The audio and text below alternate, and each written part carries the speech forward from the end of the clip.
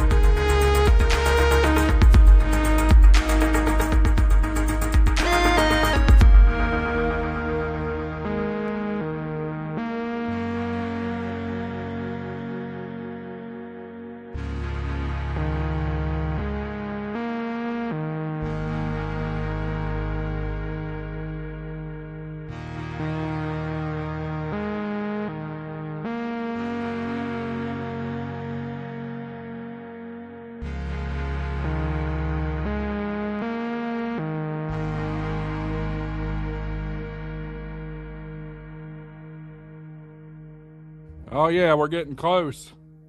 We're getting close. We'll be starting here in just a couple of minutes. Hope everybody's doing all right. It's a little light night. Don't have a lot of the panelists with us. Some of them are running late, and that's all right. But excited about tonight's show. This is one of my favorite contests of the year. So stick around. We will get started here in a minute and a half, something like that.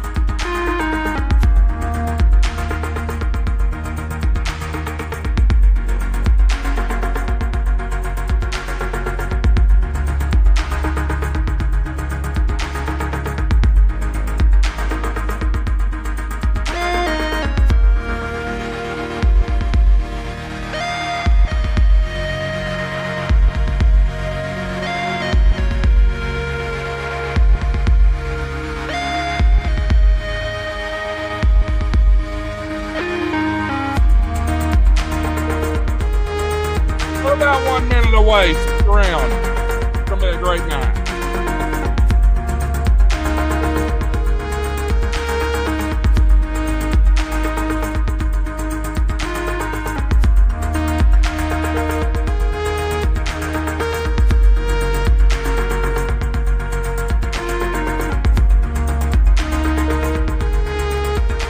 All right, folks. I've got on my clock. It is 8 o'clock Eastern time, the real time zone.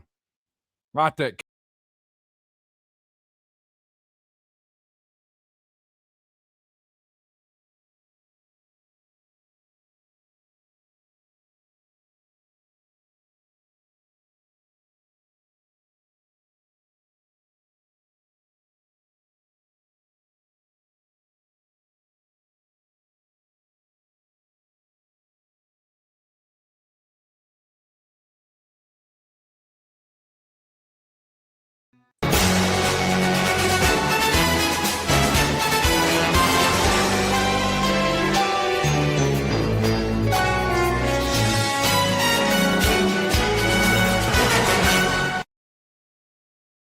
did it again. I left that banner up.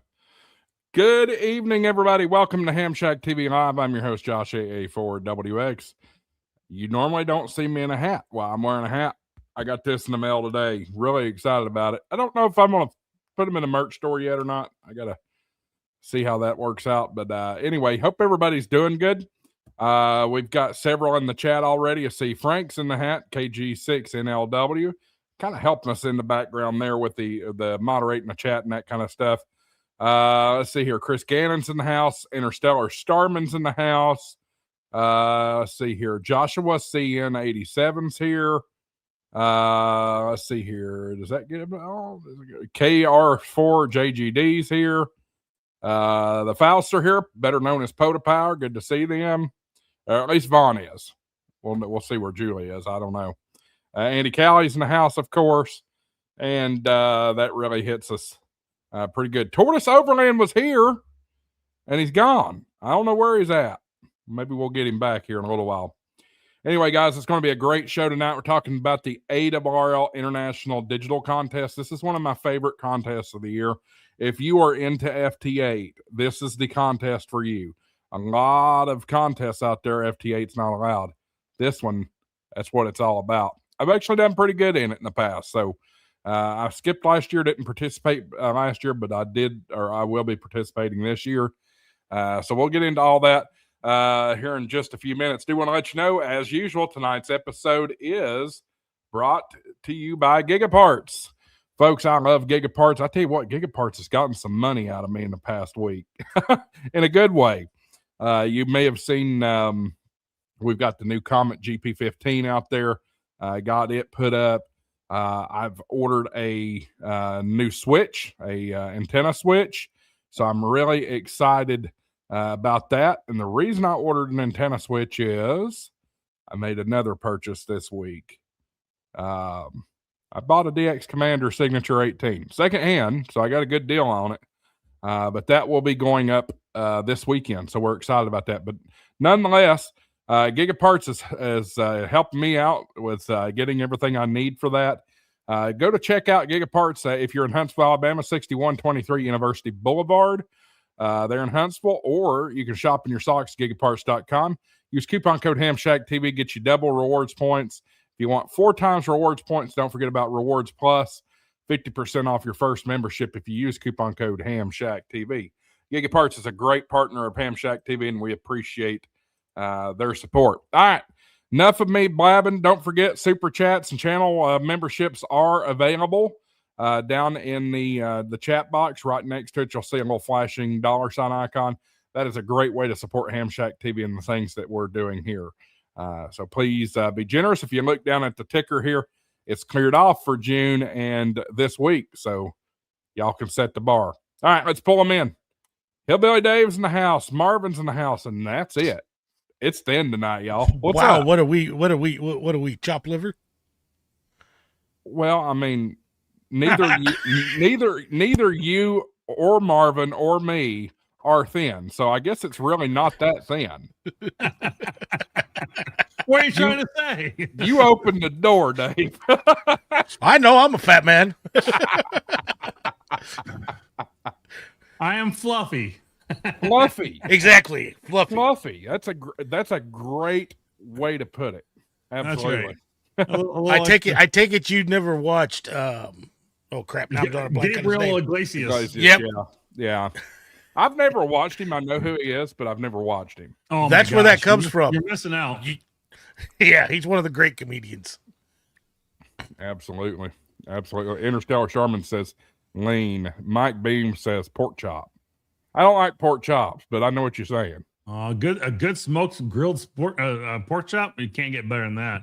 No, I don't know. I mean, I'll do pulled pork, I'll do sausage, I'll do bacon.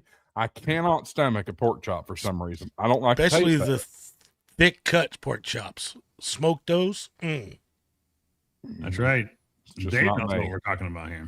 It ain't me. See a familiar face or a familiar channel name that we haven't seen in a while. Adventures in Blind Videography. Good to see you back on HamShackTV tonight. Let's see here. Adirondack. I resemble that. Adirondack says, Hillbilly Ham, Josh did not say much talent tonight. Oh, man. I mean, the talent is just overrunning here. Hey, wait a second. You know, I am an old hillbilly, so I never said I was talented. There's a lot of talented hillbillies, though. There's a few of them. Oh, I can live off the land, but talent he's talking about? Nah, I'm just an old hillbilly. Mike Beam says, Ham and Beans, good title for a podcast. Yeah, I can see that. Ain't bad. That's funny. And Chris Gammon, still living in Dayton, talking about the pork tenderloin sandwich. Or excuse me, I should say sandwich, not sandwich. Wasn't a me thing. Anyway, what's up, fellas? Anything good going on this week? Yeah, kind of. I mean, I don't know if you can see, if I can get my head out of the way, you guys can kind of see that. And there is a QSL card that is going to be going out with any contacts that myself and KD4EYF, a good friend of mine, Mark, in Tennessee, we're meeting up in, as you can see, Vancouver, British Columbia on June 7th. And we're going to be doing some POTA expedition up in Alaska. We've got a couple different POTAs planned here. So we're looking forward to that, and it should be a lot of fun. And we're going to do a QSL card here. So did I have the QSL? It's probably just down farther. You can't see it. But the QSL information is down below on the card. It's farther down. It is there. So I just didn't have it resized for the screen here. So. Okay. But this will be, I think it's a pretty cool card. I really like how that turned out. Yeah, I like that a lot. So you're going to be on the cruise ship, right? We're going to be on a cruise ship. We're going to get off the cruise ship. We're going to go find some POTA parks, and we're going to go to town. We're going to make some contacts. And yes, I will be texting you. Don't worry there, Dave. Just settle down. I know you're already what you're looking at and thinking of. But wouldn't it be cool? That's actually a really cool QSL card. That's a pretty awesome looking QSL card, Marvin. It is. So, I like it a lot. Just one thing, since this is during a cruise, please do not end up being one of those fools we see on TikTok getting booed by the entire cruise because they're late getting back to the ship. No. We won't be that. We won't be that guy. So, no, we've got this planned out. I've had some contacts I've reached out to, but unfortunately, we have not been able to make those work. So, we will be trying to go another route. So, hey, Adirondack, at least I'm not the least talented person here now. Yeah, I mean, there he is, all the way from Arizona. New look. Hey, we're in the first be careful. There it goes. Okay, I had to Yeah, I know. I'm trying to be nice. But people might want to be a smart ass this morning. What's going on, gentlemen? Are we doing well? Doing well. What, to be a smart ass? Yeah, that's not hard for you at all. Oh shit. How y'all doing, man? Sorry I'm late. I just had a piece of furniture delivered. I've got food waiting on being delivered so I can cook. Tracy's on her way over. She just got back from Yuma, from the Marine Corps Air Station Yuma. So yeah, she's coming over here. We're gonna cook dinner, so I might break late. I know I just got in here late, but I just wanted to say hello. How is everybody doing? Lord have mercy. My allergies are killing me out here. Doing good. How's it? What the world? Anyway, how's Arizona? He's got like aliens walking through Don't ask. Dressed in military background. Something. Dude, it's beautiful out here. You know you miss Massachusetts like you wouldn't believe. Yeah, he's that's Justin. He is my housemate, and if he doesn't, no, I don't. I do not miss Massachusetts. Are you kidding me? Oh, no. It was 107. There it is. 107 degrees today, dude. Couldn't ask for better weather. It's 104 now. So yeah, it's beautiful out here. Yeah, but it's a dry heat. Oh God! Don't. Any other questions? Oh, I love saying that because people crack me up when they say that. Yeah, you get out of your when I drove truck. Hey, do me a favor. favor. Out of my truck at 2:30 in the morning. It was 95 degrees at 2:30 in the morning. I don't care. It's a dry heat. Stick your head in an oven and tell me if it's a dry heat or not. No, yeah, it's Exactly. hot. Exactly. Yeah, define hot. Preheat your oven to a hot, as low as it'll go. Let it sit there, and then open it up, shove your head, and that feels like. That's like when I went to Vegas. I don't know if couple it's years my ago. internet or this live.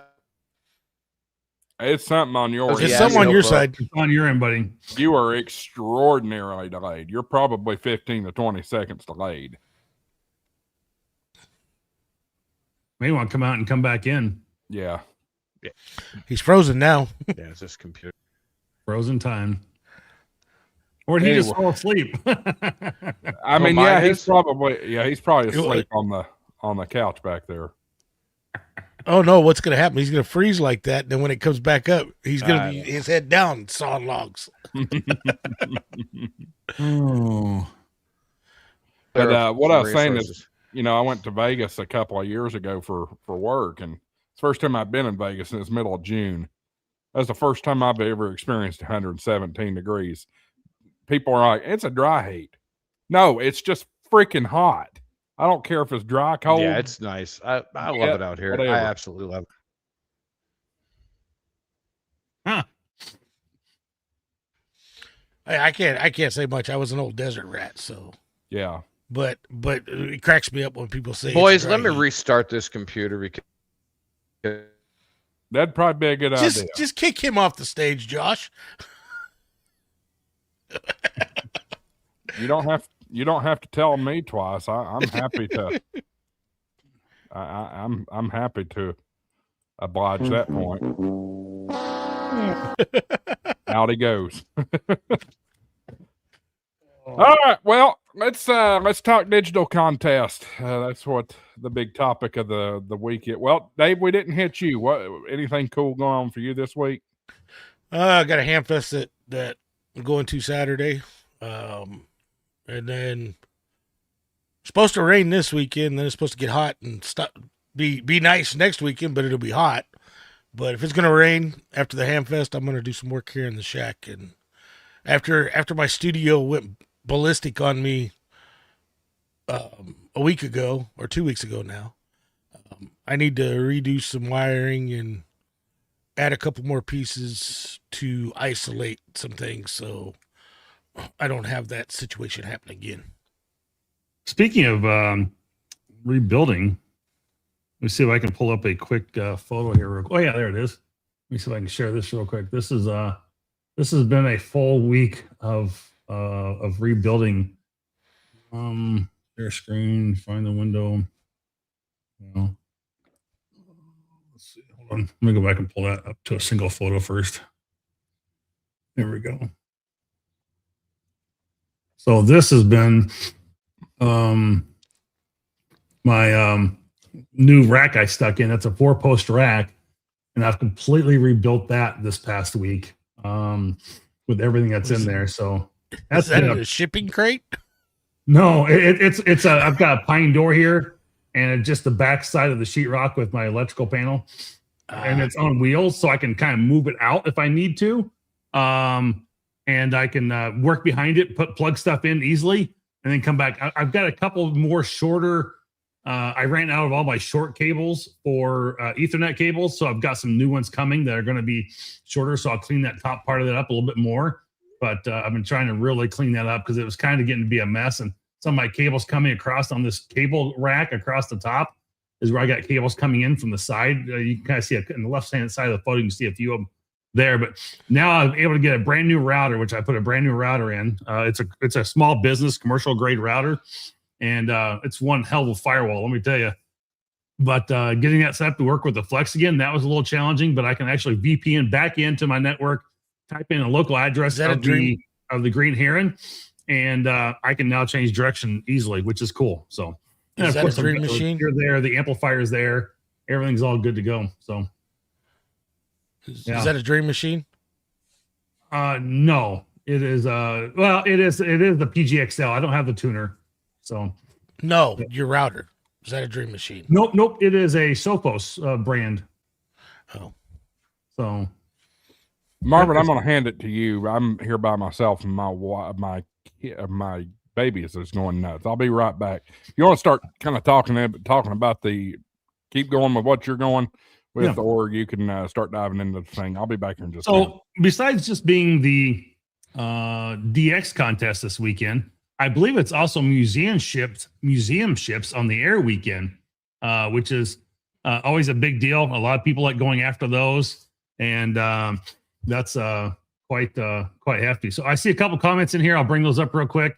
Now that's Wires X. I do have Wires X in there. It is controlled with the repeater. I'm on the statewide system for Wisconsin. So yes, I can tie into that repeater. It is completely statewide. So yes. Oh no, hold on, not that one.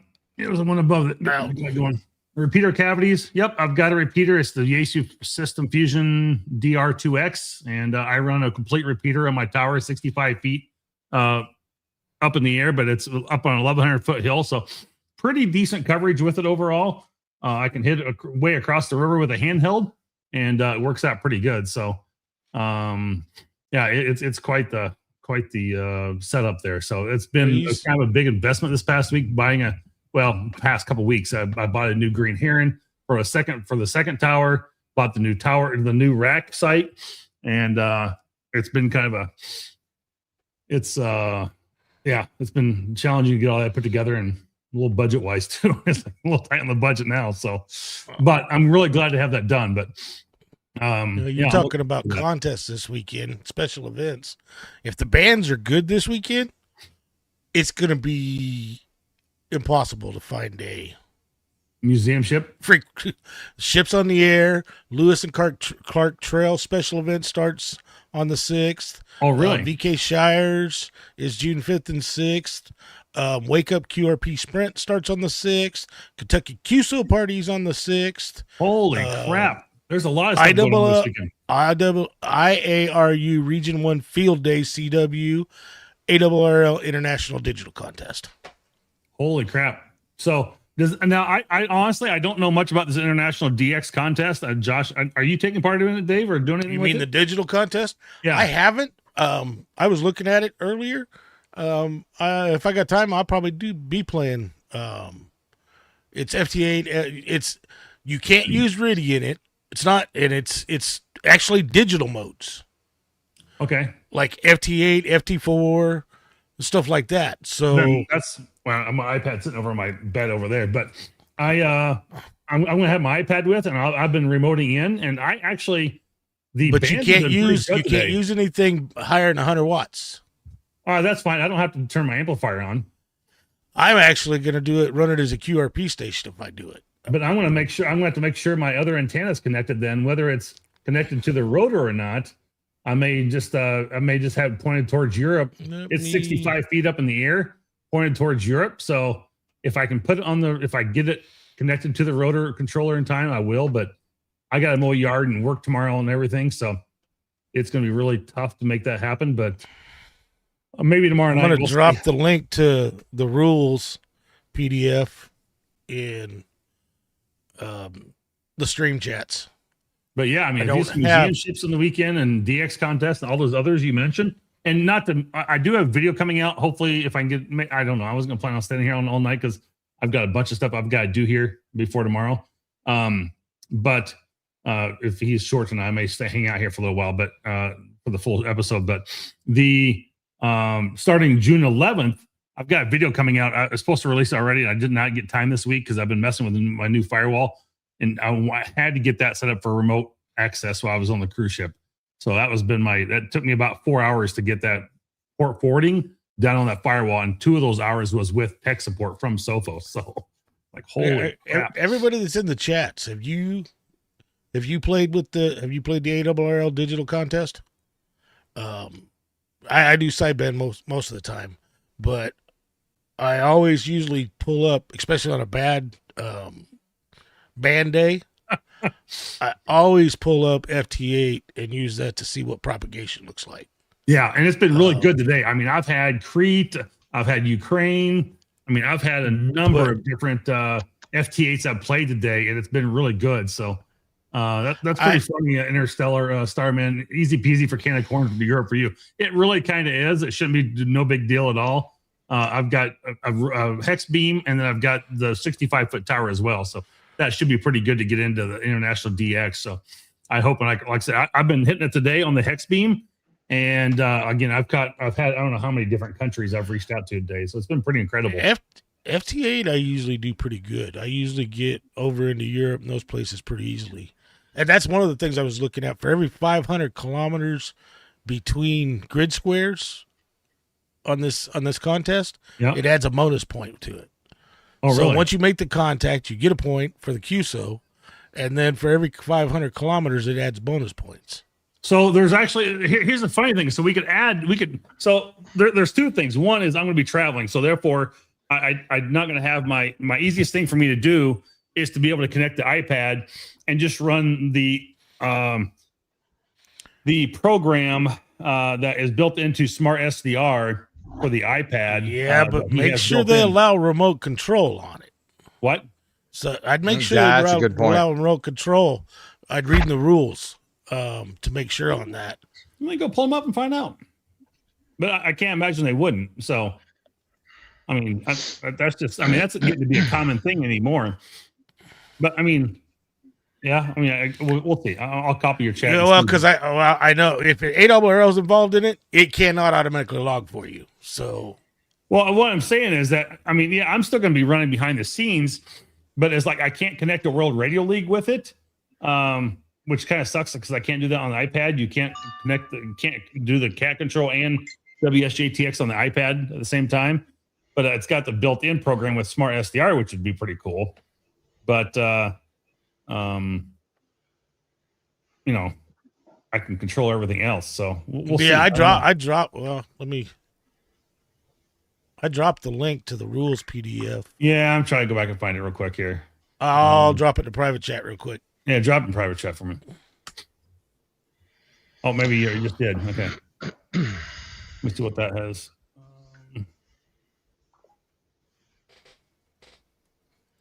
No, there's trouble. What's going on? Okay, I'm back. Oh, am I working? Can you hear me? Everybody's good. Yeah, his mouth is moving, but I can't hear nothing. Oh, we're still in the first hour. I got to be nice. Right. I don't know. Let's Yeah, I just started browsing through it earlier. Because I haven't played that contest. But if I'm able to this weekend, I'm definitely going to do it. Because I do FT8, I do FT4, but I prefer to do single sideband. I don't think there's a lot of my noise floor is up big time here at the house, and I'm fighting. I think a neighbor's got a solar setup that just destroys my receive. I'll go play FT8. Right. I'm back. That was a 4-alarm 2-year-old meltdown. Oh, I love those. I remember those days. I think he's cutting some teeth and he's hurting a bit. It doesn't say anything. You can't run a remote. So, what, the digital contest? Yeah, I don't. I've known people to operate remote before. Yeah. They're pretty strict about some of the rules. That's why I said I didn't know if you could operate a remote or not. I'd read it because they talk about discipline. If you get caught doing something wrong, you won't be able to compete in the contest the next time it's ran. Slap that pee-pee. I'm just kind of doing a quick scan of everything. But you can do single operator, 1 radio, or single operator, 2 radio. Multi-operator, single transmitter. I see nothing there. QSO points. Each contact counts for 1 point plus an additional point for each 500 kilometers of distance between the centers of the 4-digit grid scores of the 2 stations. Rounded up to the next highest value, QSO points will be determined as part of the adjudication process. So, yeah, I mean, I can add up pretty quick, pretty easy. But yeah, here's the different. Looks like, let's see, online certificates will be available to eligible participants. This includes the top low power and QRP single operator, 1 radio, single operator, 2 radio, and multi-operator station. And then top low power and QRP. Right here, Marvin. What? OPRG.4. I guess I don't know what that stands for. Each contact must include contemporaneous direct initiation by both operators making the contact.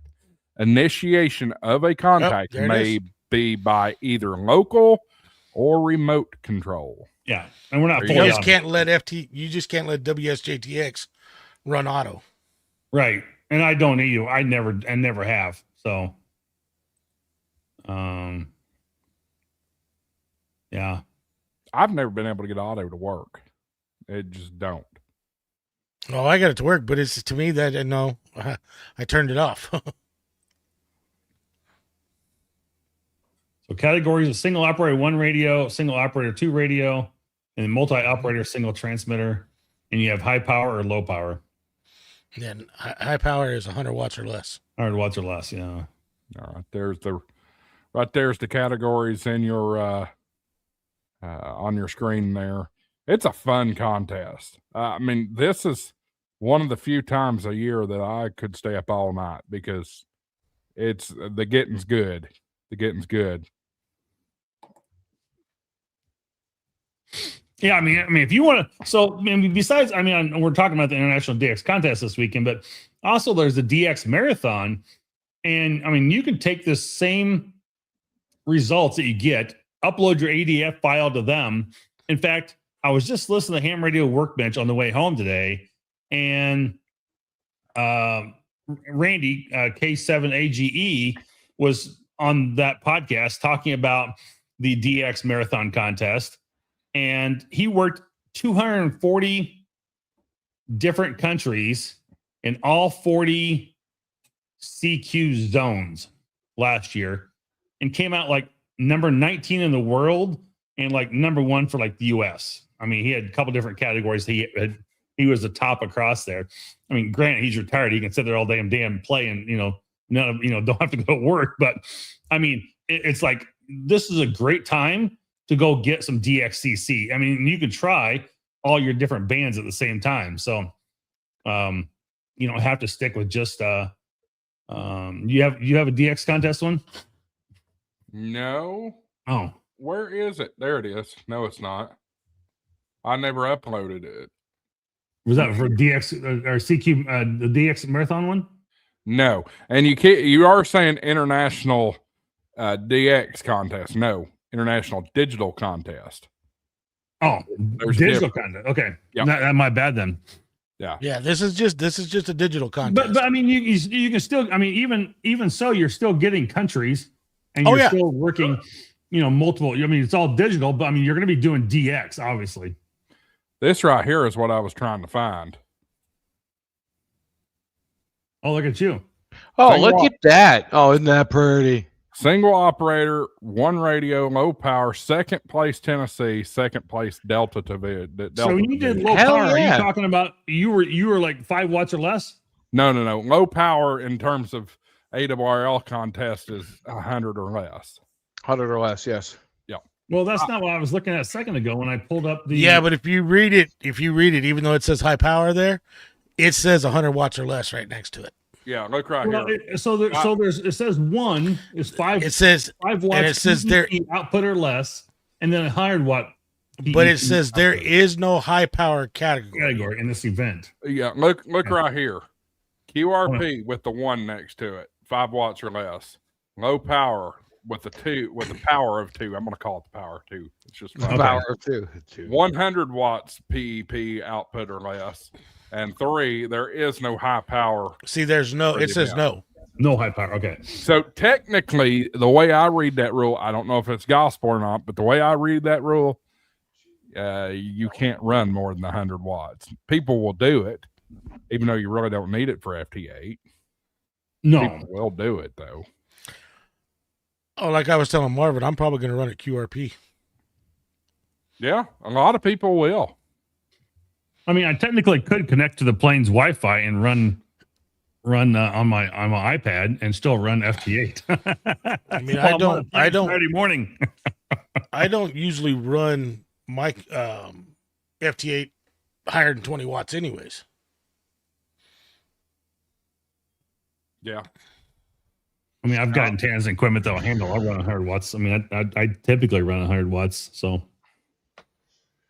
That's all I run. I don't run 100 watts for FT8. 20 watts max. Yeah, I cooked an amplifier, and I wasn't even running hot full power. yeah. QRP fanboys, you're right. Nice. I think that might be a fun thing to do. I didn't know this one was coming up. Like I said, I knew Museum Ships was on the air this weekend, things like that. But like I said, you got a ton of stuff. There's a ton of stuff coming up. Yeah. I started mentioning a minute ago is I've got a video coming out. I did an interview with the guy the other day. The World Cup special event station going to 16 different cities, and that starts June 11th. Yep. So I thought about signing up for Kansas City, but I don't know if I'll have time. Yeah, they need volunteers still, but it'd be cool if you could. I mean, it's just Kansas City. They were actually looking for volunteers to go up there and work the event, not the radio event. The event. Oh, really? Yeah.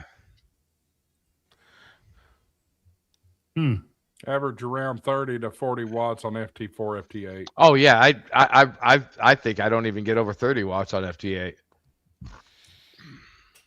I'll say this: I've long been the Tim Allen Tim Taylor type person with ham radio. More power, more power, give me more.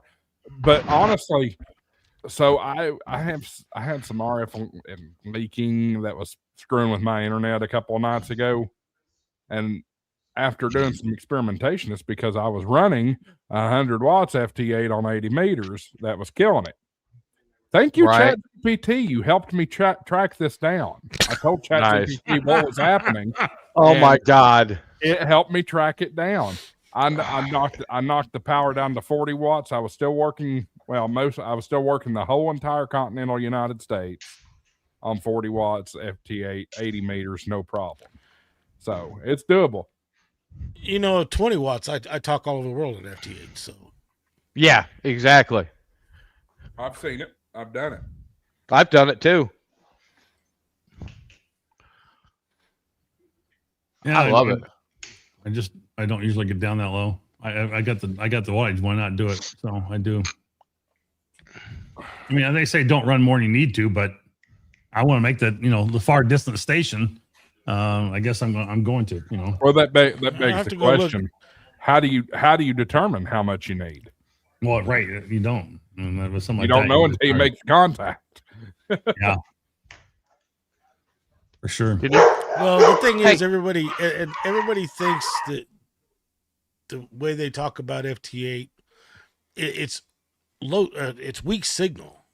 It's not. It has really nothing to do with. And everybody thinks, weak signal. I got to run 100 watts. Most whispers done at less than 2 watts. Right. Oh yeah, Whisper's awesome. Before they go around the world with Whisper. What? He's talking to the alien. Yeah, I'm talking to the alien. I just told here. This is what we've got going on over here. 65 inches of HamShackTV. Move your shoulder, dude. There's a whole lot I could say about that. I'm not going to because it's still the first hour. There's 65 inches of HamShackTV. And Mike Beam said he cranked it up to 100 watts to try to hit Asia and Russia. I've done that on 5 watts. Yeah, exactly. So that leads me. So I was thinking about this as I was show prepping. I announced earlier in the broadcast that I have acquired a DX Commander Signature 18, and one of the huh. What are you going to do with that? I'm going to put it up, and it's going to go up this weekend on Saturday. Contest starts at 2:00 Saturday Eastern time, the real time zone. So Josh is having an erection party at his house. And you know who's helping with that? I hope who's he's watching. KK4PAL. Ham Radio Unleashed. Nice. How'd you con him into helping you? I just Free texted beer? him. I texted him one morning. Oh, okay. I was wondering if there was beer involved or, you know. So I'm going to be completely transparent. As everybody knows, I'm going through some stuff with my local ham community right now.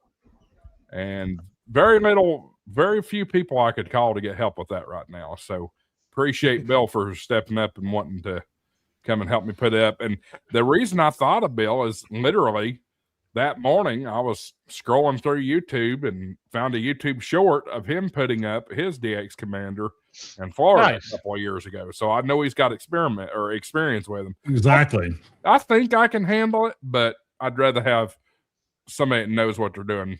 It goes through, anything you do, anytime you do a project, anytime you can get somebody to help you a little bit, it always goes a little quicker too. And it's nice to have the extra ham you need to lift something up well, it's not new, right, Josh? No, it's so as long as the elements are cut properly, it should go together pretty quick. It's never been erected. Never been erected. It's been cut. It's been cut. He never actually put it up though. Shut up, Michael. I hope they're not too short. I know exactly what Michael said. I wasn't going to touch it. I'm sorry.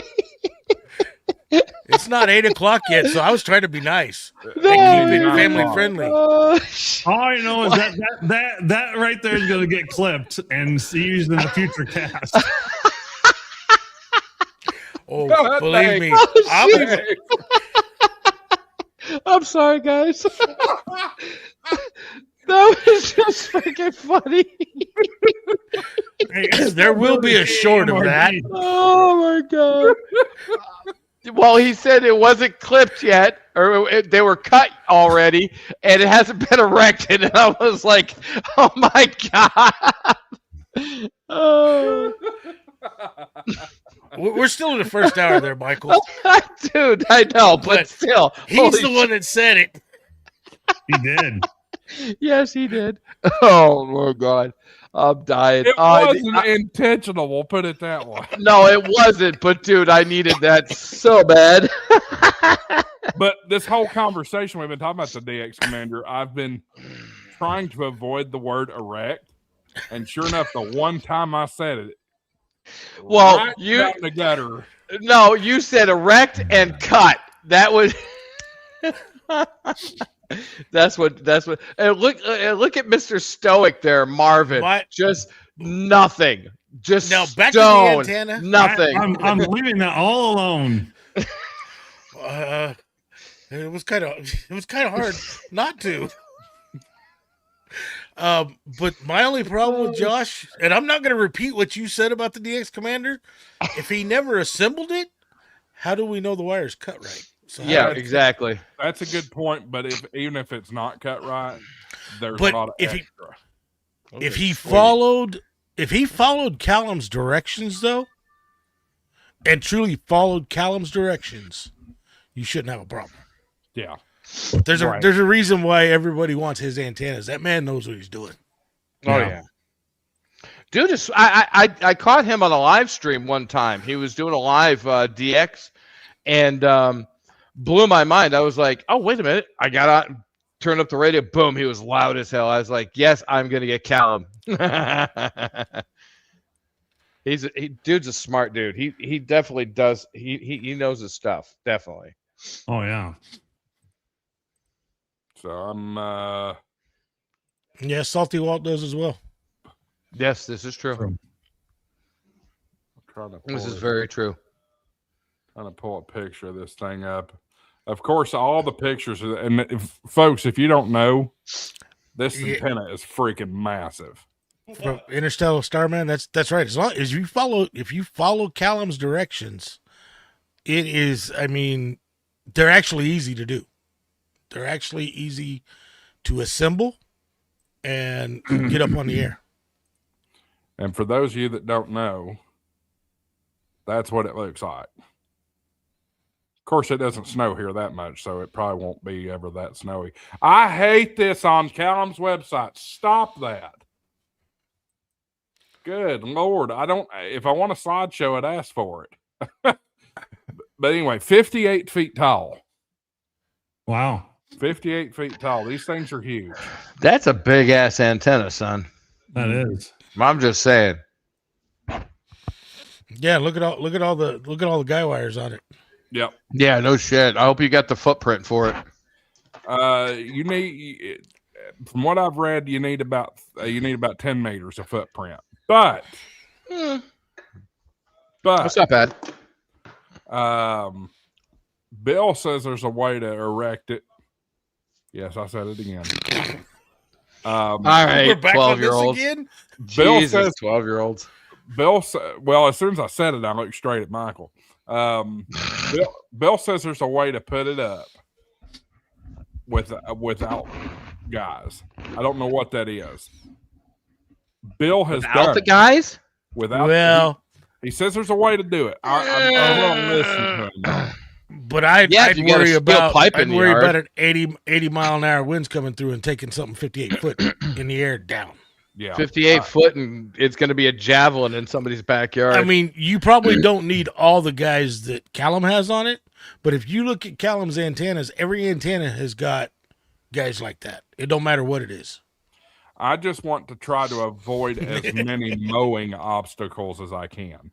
yes, you don't want that wrapped around your freaking blade because you'll end up sucking up the antenna. That sucker's it's heavy. I'll tell you that. It is. Oh, really? The mast is heavy.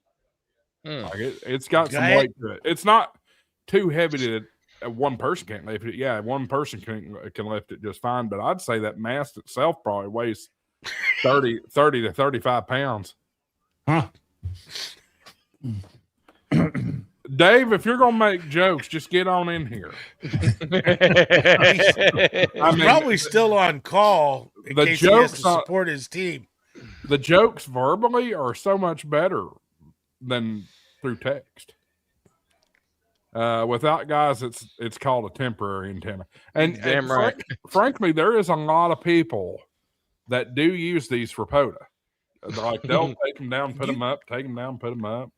I ain't putting no 58 foot antenna up for POTA. Oh no, I've already Dave looked said at he's this still- house.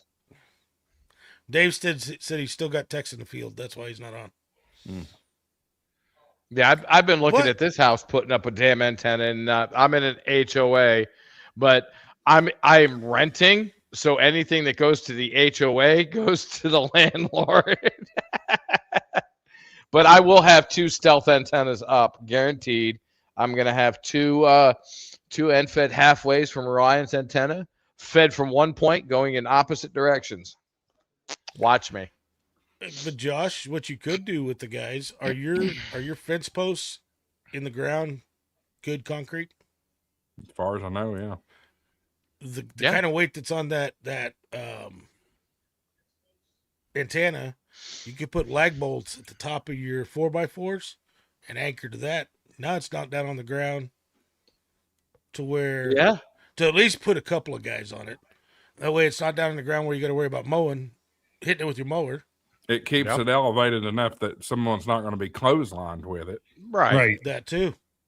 Yeah, that's not a bad thought. I kind of thought about that, but I didn't really give it much of a passing thought. But I think that may be the way to go. I've done that with my fence post before. And put lag bolts, eye bolts in the top into the 4x4. As long as your 4x4s aren't rotted out, and it'll go down in there and sink good. Lightweight antennas, I've guided them off that way before. Adirondack DFL says, I did no mow May. The worst part is when June rolls in, I weed whacked all day. I know what that's like. Yeah, I just bought me a brand new mower a few weeks ago, which I need to do a video on. But my old one died. It could not handle the hills here. Anyway, I like mowing. There's no way I could survive a month without mowing. April. Well, we got so much rain that I couldn't mow, so I didn't have a choice. Yeah. It wasn't on purpose. That's true. That's true. But I've always liked mowing. That was one of the things when we decided to move. I'm like, I want a little bit more land. I don't want to be done mowing in 10 minutes. Yeah. And you can take 2.5 hours like I do. It takes me about 45 minutes to mow this whole half acre here. And that John Deere, yeah, what I bought was a John Deere S130. And that sucker, it might as well be a zero turn. It turns on a dime. That's cool. Hey, you know what I did with my zero turn? I had yeah, but you know what I did is I set it up for the person I left. That's bad. I gave it to the guy that does the landscaping across the street, and I said, dude, you give me 2 seasons, I'll give you my tractor or my Kubota zero or my Husqvarna zero turn. And he goes, okay. So, I've had a few friends ask me, why didn't you get it? I mean, it was about $3,000. I've had a few friends ask me, why didn't you buy a zero turn? Frankly, I don't like them. I love them. I had a buddy of mine that let me get on his, which was brand new. I forget what it might have been an X mark or something like that. I did not like the way those things. I can't get beside this. I want my steering. You get used to that. They're actually making zero turns now that operate like with a steering wheel. Yeah, dude. My only problem with mine is my handles. If I went backwards. Yeah. Yeah, I remember that when I was riding my buddies. It was very difficult. Yeah, I mean, I loved it, but it was a smaller zero turn, 30-inch blade, and it was good for zipping around the yard. But yeah, when I went backwards with the handles, yeah, it was a belly bump. I had to go like this.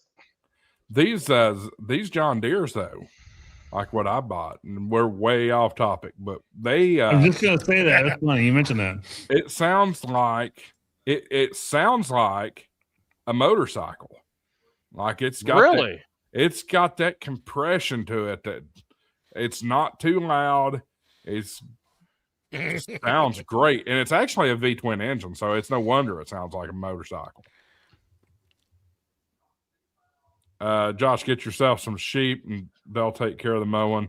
Won't be bothered by all the guide wires. That's a good idea. But you're taking away something I love doing. I love mowing. Yeah. I'm glad it wasn't sheep. So okay. On to the next comment. Literally, when I'm mowing, it's one of those things that I don't think about anything else in the world. I just concentrate on mowing, and that's it. And put the earbuds in, listen. Yeah, you're gone. Yep. Exactly. Mike Beam says, "What radio do you have on the Deere?" None. Yeah. We're not lawnmower mobile. I have done lawnmower. We're putting lawnmower mower. I have done lawnmower mobile. I had the earbuds in with one day, and I may talk to KA3WYE and lawnmower mobile. I remember doing that. I usually carry a UV5R on a lawnmower. Bob Stone says electric mower is whisper quiet. It ain't a mower if it's electric. My wife and I are considering getting one, an Ego mower, for her little property up in Rhinelander. You know what? They're not bad. I've seen there was a neighbor down the road that had one, and I tell you what, the only thing you heard was that damn blade. That was it. No motor, no nothing. All you heard was the blade and the grass ripping out of the ground. It was pretty entertaining. Interstellar Starman. Lawnmower mobile, is that a new category? Yes. That's funny. Oh, I mean, here locally, you have people that will say anything on the radio. Patio portable, yacht mobile, maritime. Well, we all know about maritime mobile, lawnmower mobile, pedestrian mobile. I bet the pedestrian mobile kills me. I bet you went down to you're portable if you're pedestrian mobile. Yeah, exactly. That's a good idea, actually. Bob Stone, Lido cup mount for a Baofeng. There you go. Get the one that tilts and turns. Lido link is in the description, y'all. Lawnmowers on the air. Hey, Julie's in the house. Good morning, Julie. I had to work Mike- that acronym out. Elmoda. What are we talking about? Mike says CQ tree. What are we talking about? We're supposed to be talking about the international digital contest. Yeah, it drifted, dude. It definitely now we're drifted. completely over on John Deere mowers and what we're using for mowing this season. So Marvin, you call that squirrel? where I was going with that is I'm hoping to get the antenna in the air, erect, and on the air. There you go. We That don't wasn't- want to know about that, Josh. That one was intentional, just because I was watching Michael's eyes. Anyway, You missed all the fun, Julie. get it on the air before or shortly after the contest begins, because once it starts, we go on. Michael wants another beer if anybody's going by. This is number 2. Oh, by the way, what is everybody drinking? I am drinking Kilt Lifter. Nothing. I'm not touching that one. It's still not 8 o'clock. Oh, dude, it's an amber ale. It's good stuff. Or you could just be like Andy and have a cup of water, a cup of coffee, and Hey, he's a baby. I'm finding that I like Dr. Pepper Zero. I've never been a big fan of it until recently. I'm Are a you Mountain. kidding I me? like the Mountain Dew Zero. Actually, Oh, no. I'll be God, honest. I have you to do say, the I have to killing interrupt it. real quick. So I had a Mountain Dew this last week. I went down. They were on sale 2 for $4, whatever, at the local co-op gas station, and they actually had a Mountain Dew cream soda. Now I'm a cream soda fan. My grandfather loved Dude, it we way tried back in that the on day. the air. Huh? We tried that on the air a couple weeks ago. Oh, the Mountain Dew cream soda. I think that's when you were off the air. The first taste was weird. Michael, you remember that?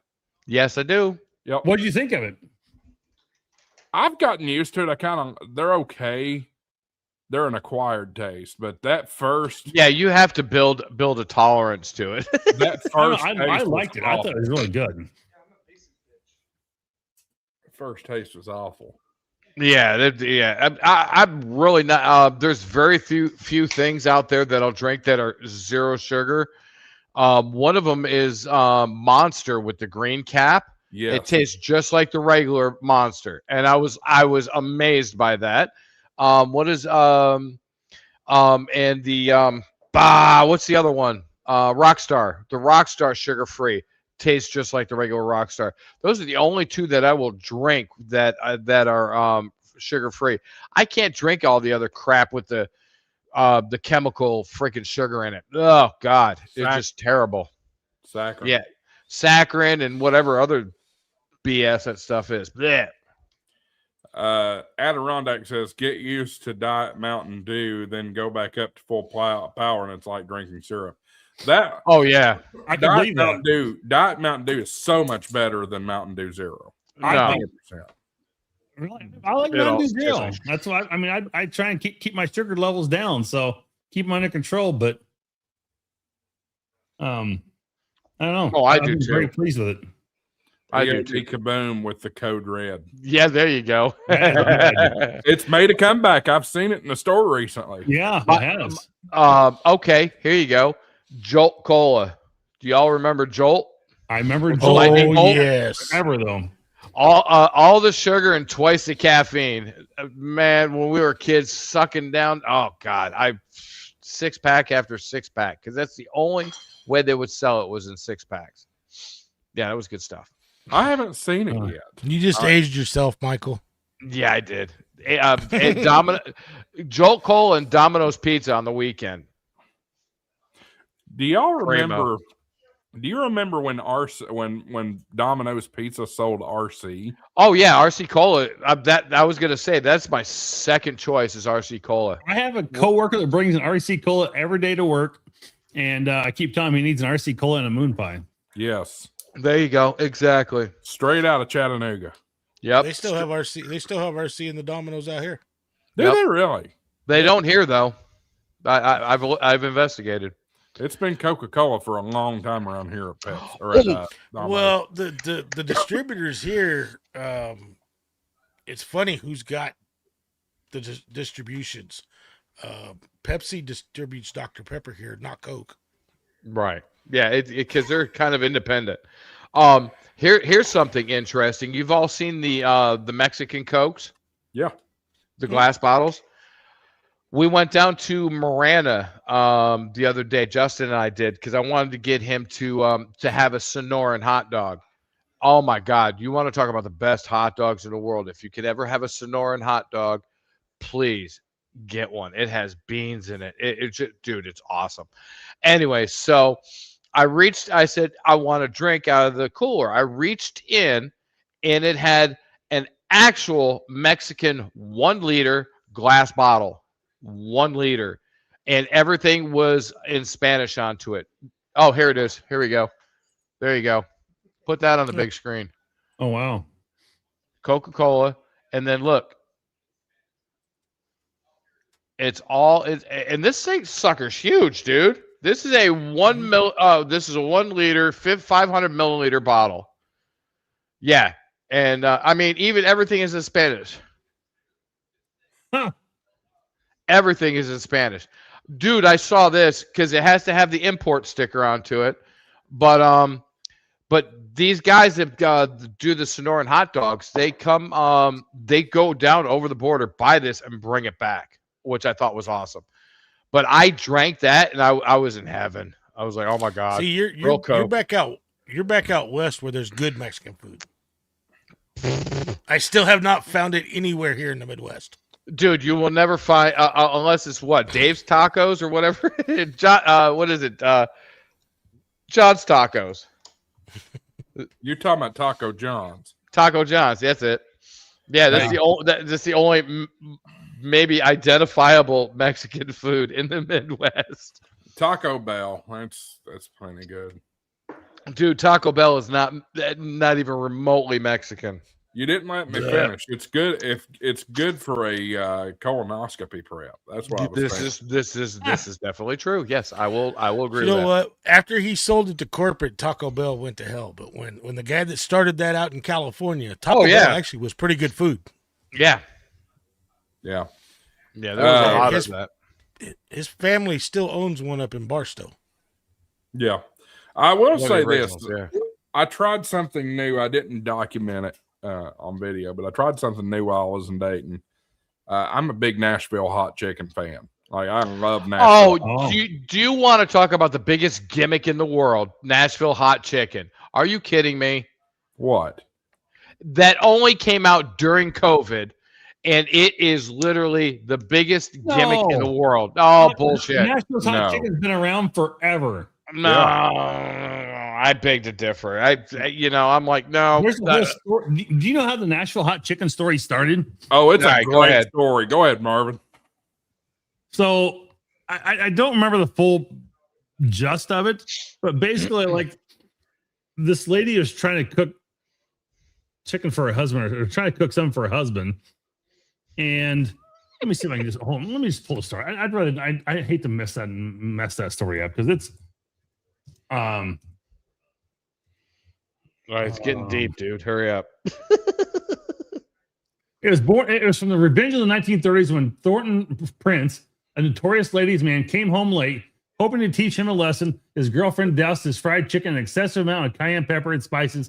To her surprise, the prince loved the fiery fish, and the rest is history. That's exactly what the story is. That's a short and sweet version of it. And that's exactly correct. It happened from 1930s. I knew it'd been around. I thought it was like 50s. I was thinking of it. I didn't realize it was 30s, but When I I lived in Nashville, I never heard of it. In Nashville is like one of the oldest establishments around. If I'm Which correct one? on that, Which one is it, Marvin? it's called Prince's Hot Chicken. I think it's like one of the original. Okay, I know Prince's. Okay, so Prince's Hot Chicken. I mean, I've eaten there. Now, when I lived in Nashville, I lived in Ashland City. I worked at Bearcom in Nashville, and I never heard of Nashville hot chicken until I moved to Massachusetts. Then all of a sudden, Nashville hot chicken, and I was like, "Are you shitting me? What is this crap?" That was during COVID. It's as old as Nashville. It is. It's been around forever. Okay, I was Vaughn. gonna say when I was driving truck, Michael, and I got off the road in 2006, I was getting Nashville hot chicken in Nashville every time I went there. Yeah. Then how did I not see it? You weren't I paying have no idea. You gotta get out once in a while, I guess. You know what? The big places in Nashville to get it. Number one is Hattie B's. Hattie B's is Hattie B's is awesome. Yeah. Prince's, Party Foul, and Pepper Fire. Pepper Fire is my favorite. Actually, Party Foul has terrible chicken. Yeah, it does. I've never been to Party Foul. I don't know. It's chicken something is it's almost as bad as Church's chicken. It wasn't Church's. It was another name that was in Murfreesboro. It was some chicken place, and it was like, yeah, right. Party Foul was better than this other place, but it wasn't. You're right. It was a different name. Sorry. It's as bad as Church's chicken, and Church's chicken's all over out here, and it's bleh. No. Give me we have gone chicken. Full clubhouse now tonight. That's good. Yeah. Okay. What's your favorite barbecue place in Nashville? I don't know. I've never had Nashville. Hold barbecue. on. I'll tell you the best place, and it's not downtown. It's just a little bit out of town on Oak Hill. It is called Texas, TEX''S, Texas Barbecue. It's a meat and 3. Oh my God. Are you kidding me? Your plate will melt. This is how good this stuff is. Oh my God. I wouldn't, there's only 2 places that I will go. It's Texas Barbecue, off Oak Hill Pike, and then, Puckett's and Leaper's Fork. I've heard a lot about Puckett's before. It's the only Puckett's, 2 people. I would say, yes, they have barbecue, but they're more of just an all-American restaurant. They're not really true just barbecue. I think if you have to really look at the barbecue in Nashville, it's going to be, well, apparently I don't like it. It's going to be Edley's or Martin's barbecue. And I really I really like Edley's just a little bit better, but Martin's is also very good. So, I mean, yeah, that's really tough. But honestly, I don't go to Nashville for barbecue. That's why I go to Kansas City. I mean, it's like saying you want. What? Kansas City barbecue is the worst. Oh no. Oh yes. Why do you think it's some of the most competition barbecues in Kansas City every year? They have, yeah, but you know what? Most of the time, it's not. That's where they have it, but that's no. Kansas City barbecue is no. All right, so I'm curious of this.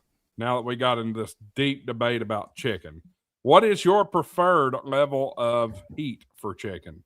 1 for naked, 2 for mild, 3 for medium, 4 for the hotter, the better. YouTube.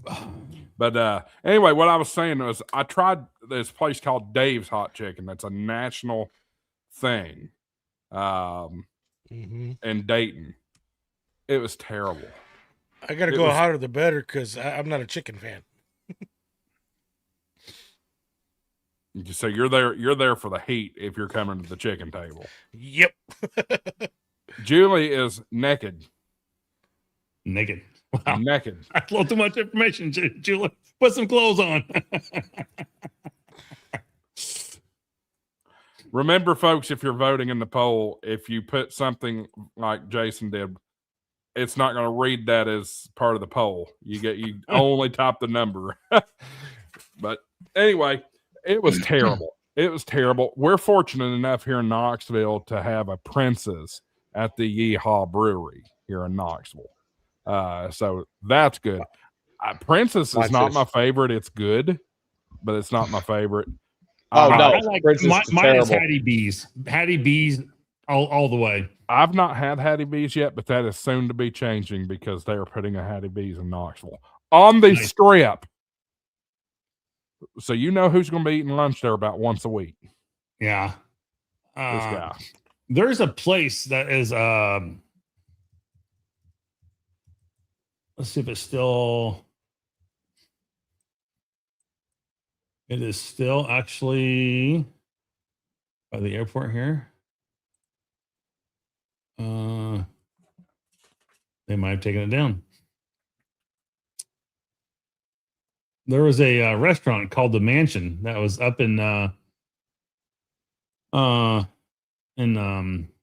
by the airport that was served old time country food, and they had every day they had fried chicken on the menu, but everything was all, you come and sat at tables of 8 and 10 people, and you'd be with whoever made out the group to fill the table, and it was a phenomenal food in Nashville. It's one of the things we probably missed the most out of that place.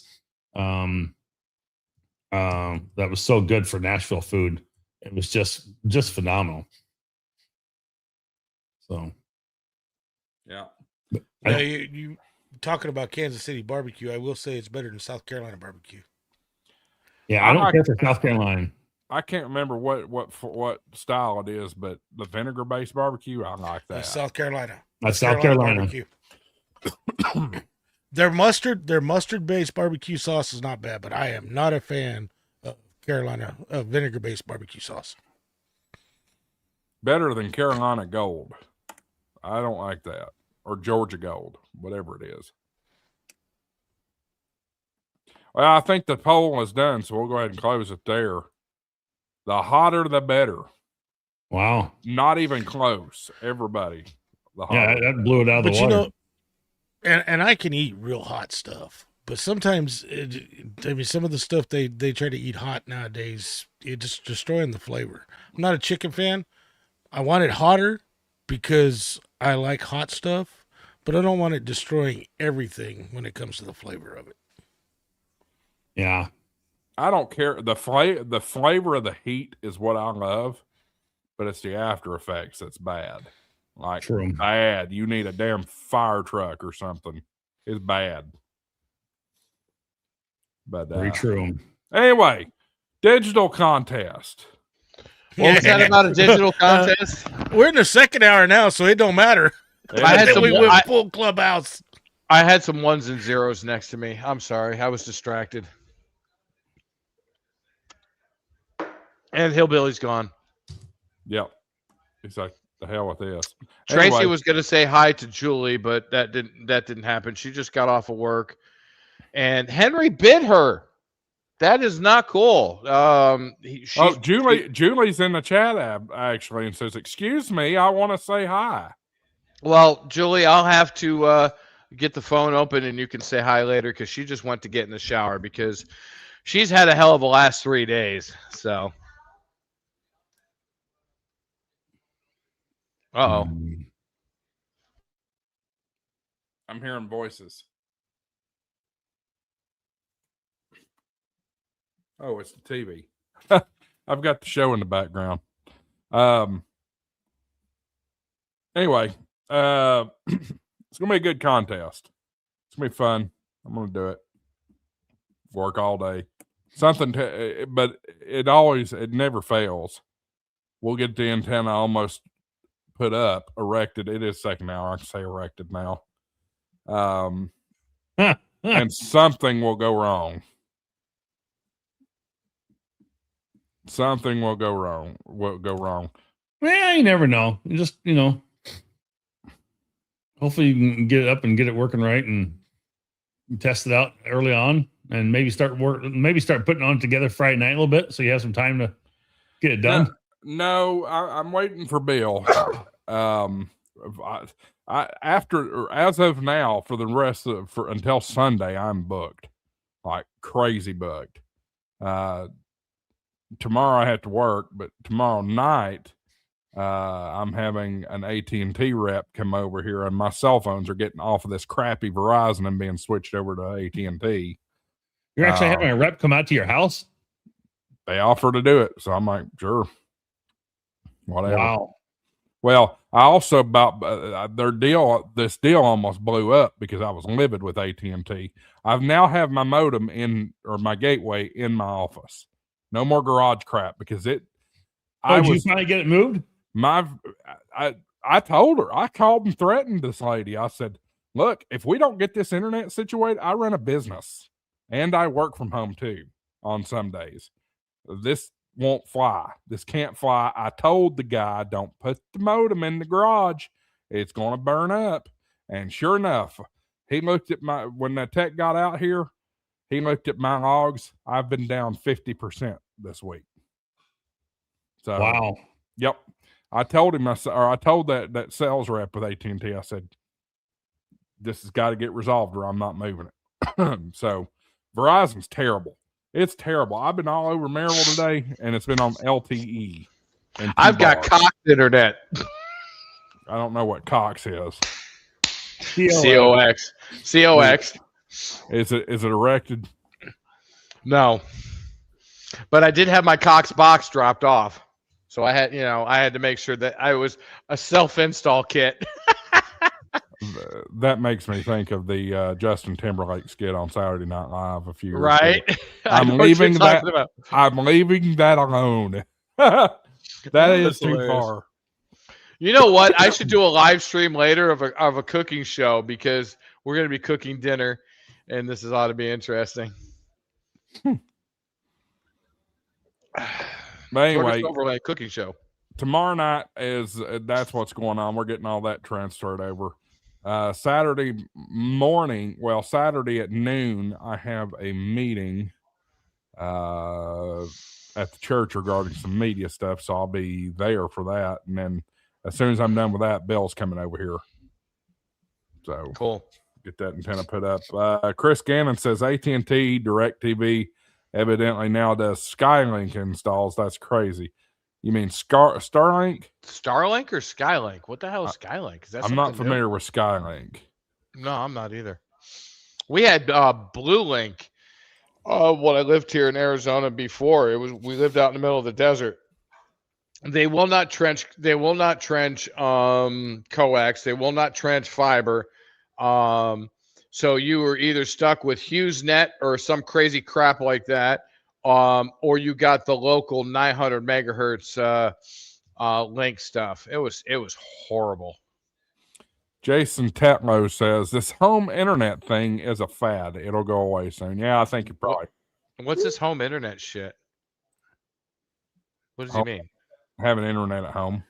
Oh, what do you mean? Just like color TV, these color flat screen TVs, they'll go away. We're going back to black and white and the TV that weighs 7,000 pounds. Adirondack says Skynet. Yeah, Skynet. That's exactly what it is. Uncle Elon. Hey, my Starlink worked really well on the way down here, except I got into one spot off of 87 up north, and it didn't want to work with my live stream. I was rather upset, dude. It just kept dropping, and I was like, okay, I'm done. I said, y'all have a good afternoon. I think we called Dave in too, didn't we, Dave? Did you pop in, or was that Booty Dave? No, when you were traveling? Yeah. We were only 45 minutes from the house, and I'm like, I am 7,000 feet in elevation. Why is my 2 weeks Starlink ago, right? working? Because Dave was on your stream. No, that was last week. Yeah, Dave was on your stream this week. Yeah. And no, I forget who jumped on. I couldn't jump on. I forget who jumped on with him last week. Who's trying to get me a copyright? Oh, it's Chris. Strike? Oh, he's got music on his phone. No, that was my ringer. Sorry. My buddy Matt NS3M just called me, so he's probably wondering when I'm going to get camper pulled out of his damn yard.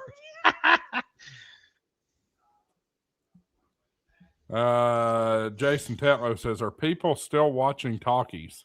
Oh my God, Jesus! That just made me crave some talkies, though. Yeah, talkies. Yeah, I love talkies. Oh yeah. Don't promise this fat boy with a good time. Yep. So anyway, Wi-Fi going away. Cat 8. Cat 8. Yeah. The latest Cat 8. I'm still on Cat 6. I mean, I've done a couple things in Cat 7, but not much. Shit, I haven't even got out of Cat 5, let alone Cat 6. Yeah, everything I install now is all Cat 6. Yep. I don't even buy 5 anymore for any purpose. No. Even though technically it will still do a 1 gig line. So, but a lot of these things, like now with Cat 6, Cat 7, you can start to get, some of these service providers, you can start to get like 1.2 gigs or 1.3 gigs on a couple of your Right. service providers. And so it's kind of nice to be able to have the upgrade line that can, handle that a little bit more. So It's more about future proofing than anything. it is, Right. absolutely.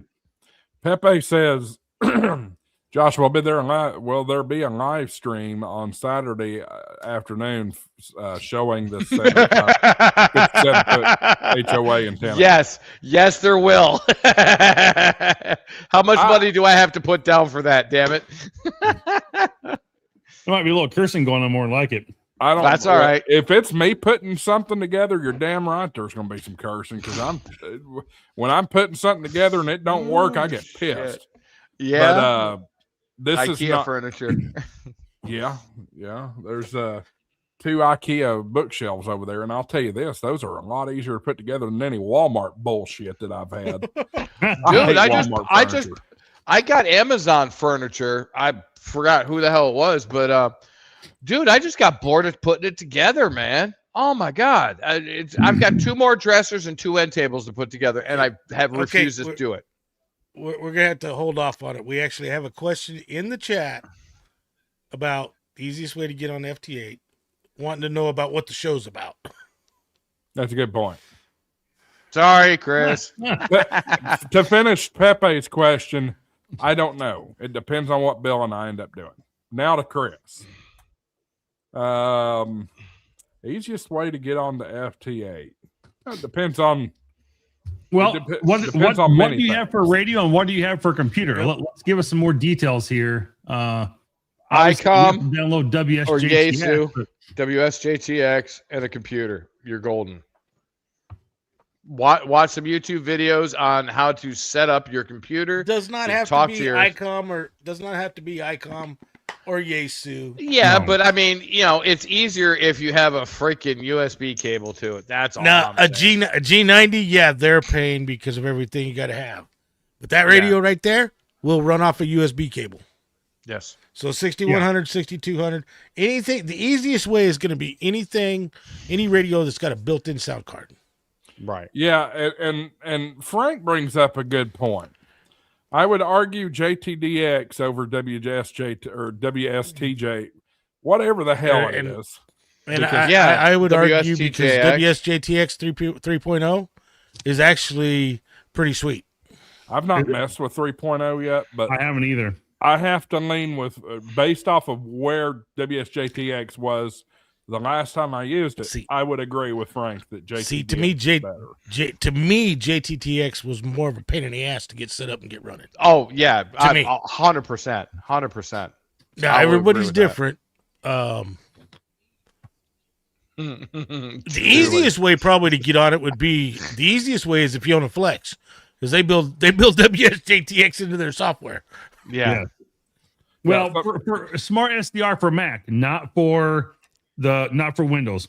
Yeah, right. SDR console or controller. Windows 10. Chris has got another question. Yaesu, Windows 10, yes. No, don't try to get it in Linux. Yeah. Why? FL-Rig works just fine, and WSJTX works just fine. All right, I'll take that back. Yes, I know, but not everybody has access to it. Some people do. Some people unless don't.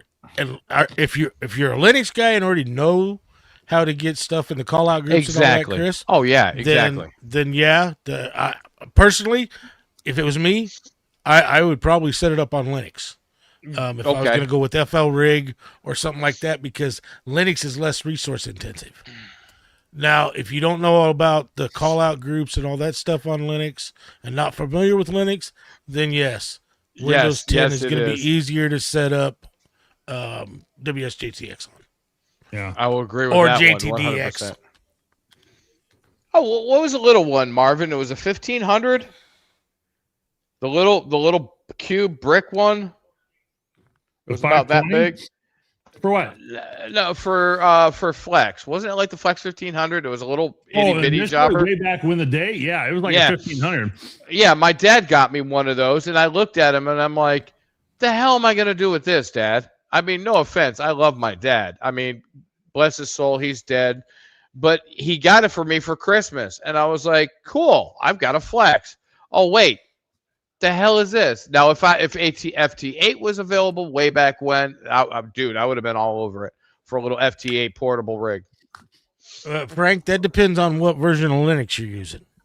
Mm-hmm. Because even if it might be setting it, some version of Linux don't allow software to add that stuff in. I just so it all depends on the version of Linux. I just want to remind everybody. He asked, "What is the easiest way to do FT8?" Windows. It sounds like Linux is the hardest way to do FT8. No, Yes. it's No, not. it's not, Frank's, but it's- Frank's But right. You deal with Linux every day, so Exactly. If you But the deal thing with it is, every day, it's easy. If actually, you not, I do deal with Linux, but we're a Windows Server house, so I deal with those even more. But Right. it's like Frank said, some of the flavors of Linux are actually making it easy with the call out groups and everything.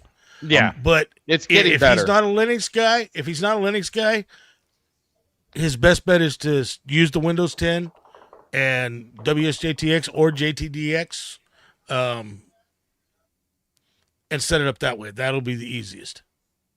I'm going to Yeah. make everybody laugh right now, and it's the second hour. But my I'm question, okay.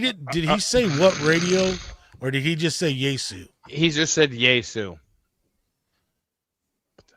I don't want to. And I think he said DigiRig, didn't he? So if he brought DigiRig in, he probably already knows how to use that. Yeah. So yes. You brought it out. And Frank, like I said, I agree. It's not like it was 20 years ago, but there are still some flavors of Linux out there that you still have to know how to do everything in command lines. Yep. And be able to get into the terminal and do it. But yes, Yep. there are some. Well, 710 you shouldn't need. If you got the FT710, Chris, you shouldn't need a DigiRig. FT710 has a built-in sound card. Yep. Plug it in, go. Codecs. Figure out what the codecs are for. Download the Yaesu's two drivers. ports. Yep. Download Yaesu's drivers and. Frequency Frontiers asks, what's the big difference between WSJTX and JTDX? It's really, it's the layout, really, at the end of the day. Unless you guys have any other insight. No, that to me, and when now, mind you, it wasn't any of the newer versions of JTDX. It's one of the earlier versions. I had a harder time getting that, recognizing my sound cards and my drivers than I did WSJTX. Yeah. Like I said, Frank, you might want to go check out the newest version of WSJTX. Because those guys started incorporating some of the stuff that Improved did, but there seems to be, their version is a little more stable than Improved was. So see, I haven't downloaded 3.0 yet myself, so I don't know how well or bad, good it is, but I've heard good things about it so far. Well, and for me, I use SDR control for mine. Yeah, and we're both using the built-in program for SDR control. So for Yaesu, well, for your ICOM and my Flex, so for sure. All right, Michael, I'm gonna make everybody laugh right here. 300 and I live streamed the erection. Told you. I do not want to see that. Woo! Holy shit. Hey. I told you. Let that shit go. Dude's holding a radio with a microphone. That's Tracy hilarious. just brought this home. That's what's happened on 7200 all the time right there. Yeah, right? Let that shit go. Hey, I figured we're into the second hour. I think we're safe. Well, yeah, roll with it. All right.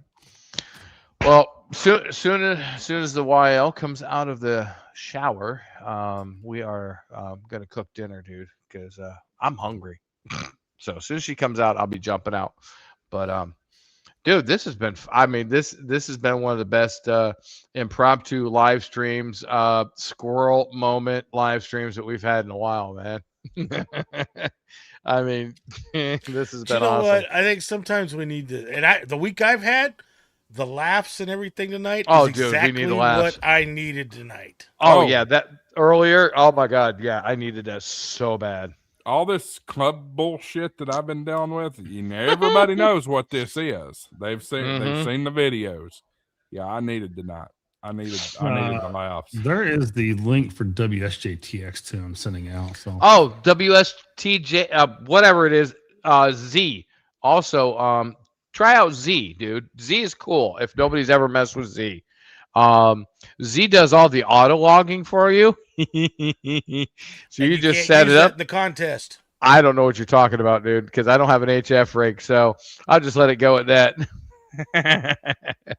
Interstellar Starman says, show us the award close up again in full screen. You could earn this, except it won't say my call sign or 2024 on it. It'll say 2026 and your call sign. Yep. that is cool, though. I must admit, that's really cool to say that. Hey, I look at what I did. Full disclosure, they don't frame it for you, and they don't even print the damn thing or email it to, or mail it to you. You go on to the contest certificate thing, enter your call sign, and it gives it to you. Julie says, I need a new club. No, I don't. Clubs are done. Club is a 4-letter word. No, that club is done. I don't know of many other clubs that I would have any interest in. Not to mention, most of East Tennessee amateur radio hates me right now. Or at least the few that are supportive, the ones that are supportive aren't vocalizing it. So. And Chris said he should have clarified. He has an FT8 91 with the DG rig and the FT710. Chris, the easiest radio would be the FT710. It's actually already got built-in settings for FT8. So that would be the radio I would use if you want the quickest way to get into FT8.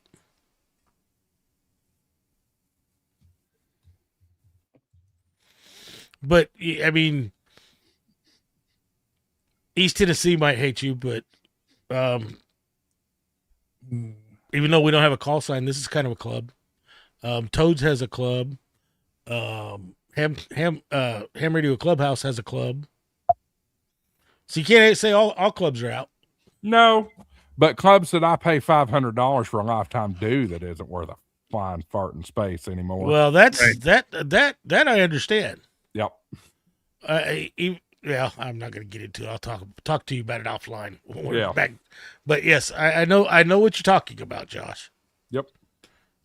And Interstellar Starman says that I have worldwide audiences here tonight that matters. And that is one thing that these guys that you see on this screen, well, wherever this one went,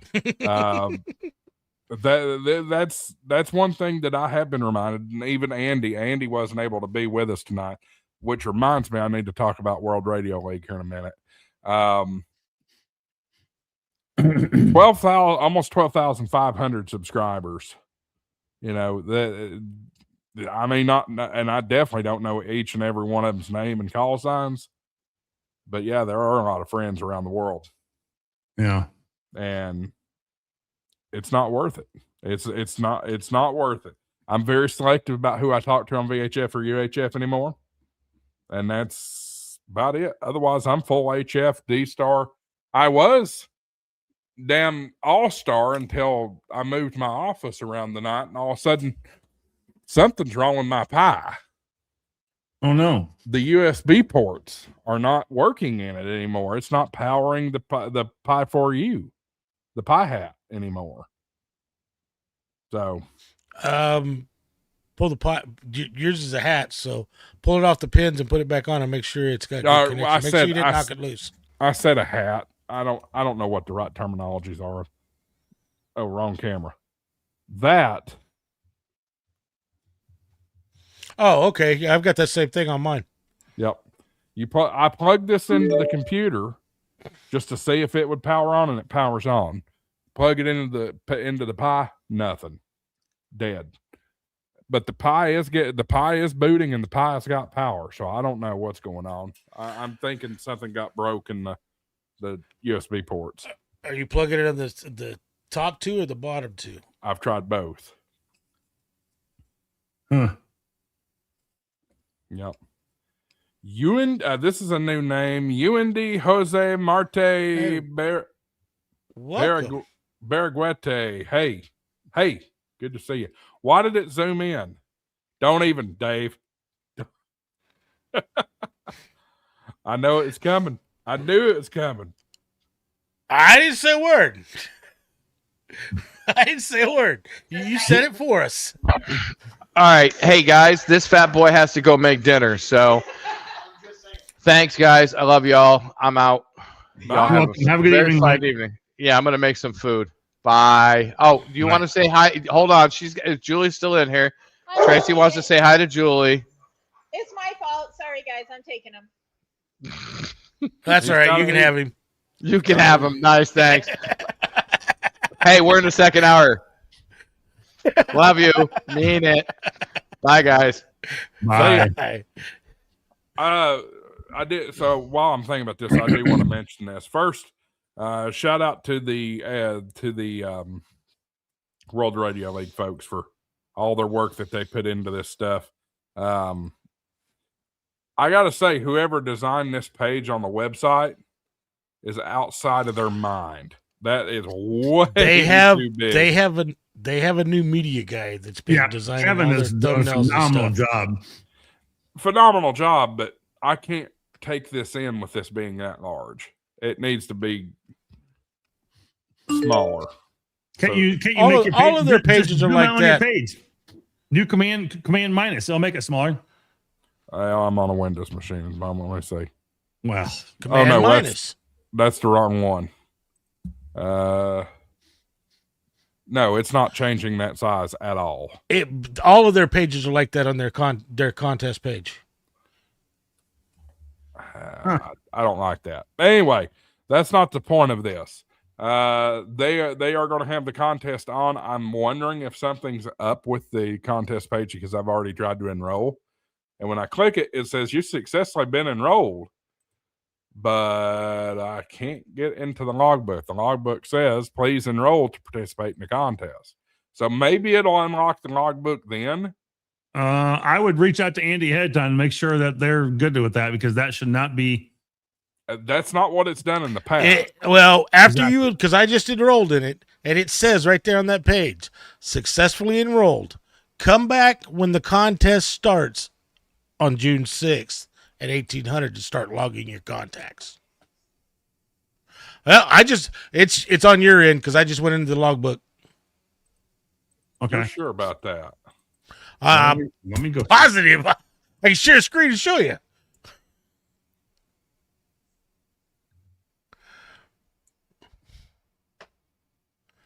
I'm actually in the ARRL Digital Contest logbook. Hey, speak of the devil. There he is. Well, not the devil, but there's Andy. Now. There we go. How y'all doing? Hey, buddy. You're in here at the right time.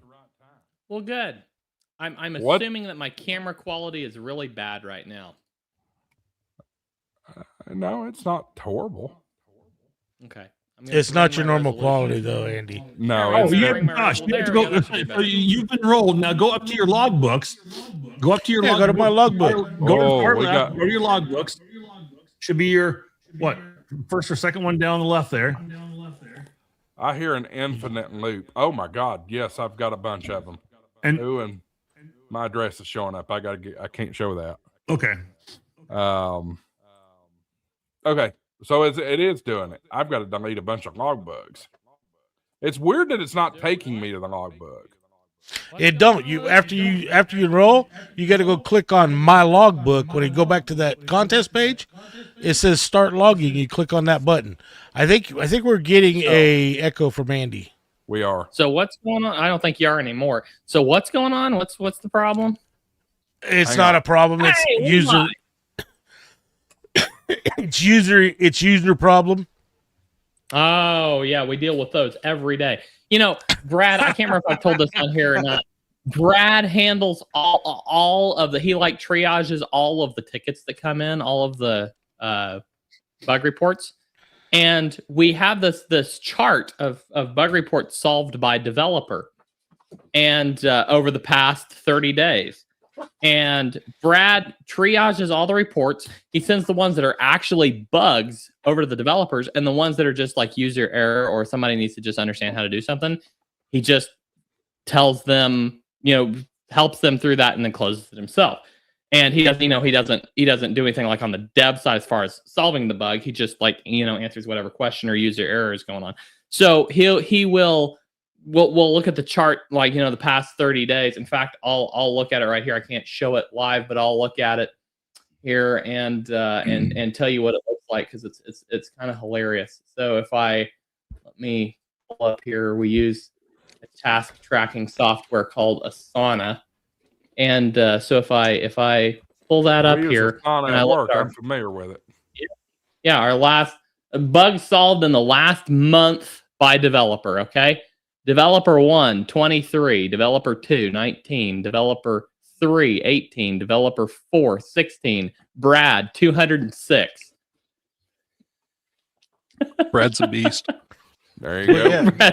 Josh, that's all the user error that we've dealt with in the last month. If you go back to the contest page, I'm you're there. at the ARRL, I'm in. see where it says go to my logbook, the button on the right-hand side? You have to click that. It don't automatically take you to the logbook. I'm in it. That was user error. There you go. You're blurring out, Andy. What's that? Your camera's blurry. It's blurry. Oh yeah, you look blurry. Yeah. Oh, I know. Connection's about your a lens. 3-4. I know what's going on. Does he have one of those fancy cameras too? That Jose must be in. Well, I've got a high-end camera, but it's my upload speed. My download speed right now is 100 times what my upload speed is for my internet for some dumb reason. So literally 100 times. I looked at it this morning. It was literally 100 times difference. So we actually had the new one that came in, Josh. He's from the Dominican Republic. He must be in Tortoise's stream, because I don't see him in my chat or your chat. Must be. So I don't know what we're talking about. I just came in, but Dave, you going to SMARC this weekend? Oh, that is a bad word right now.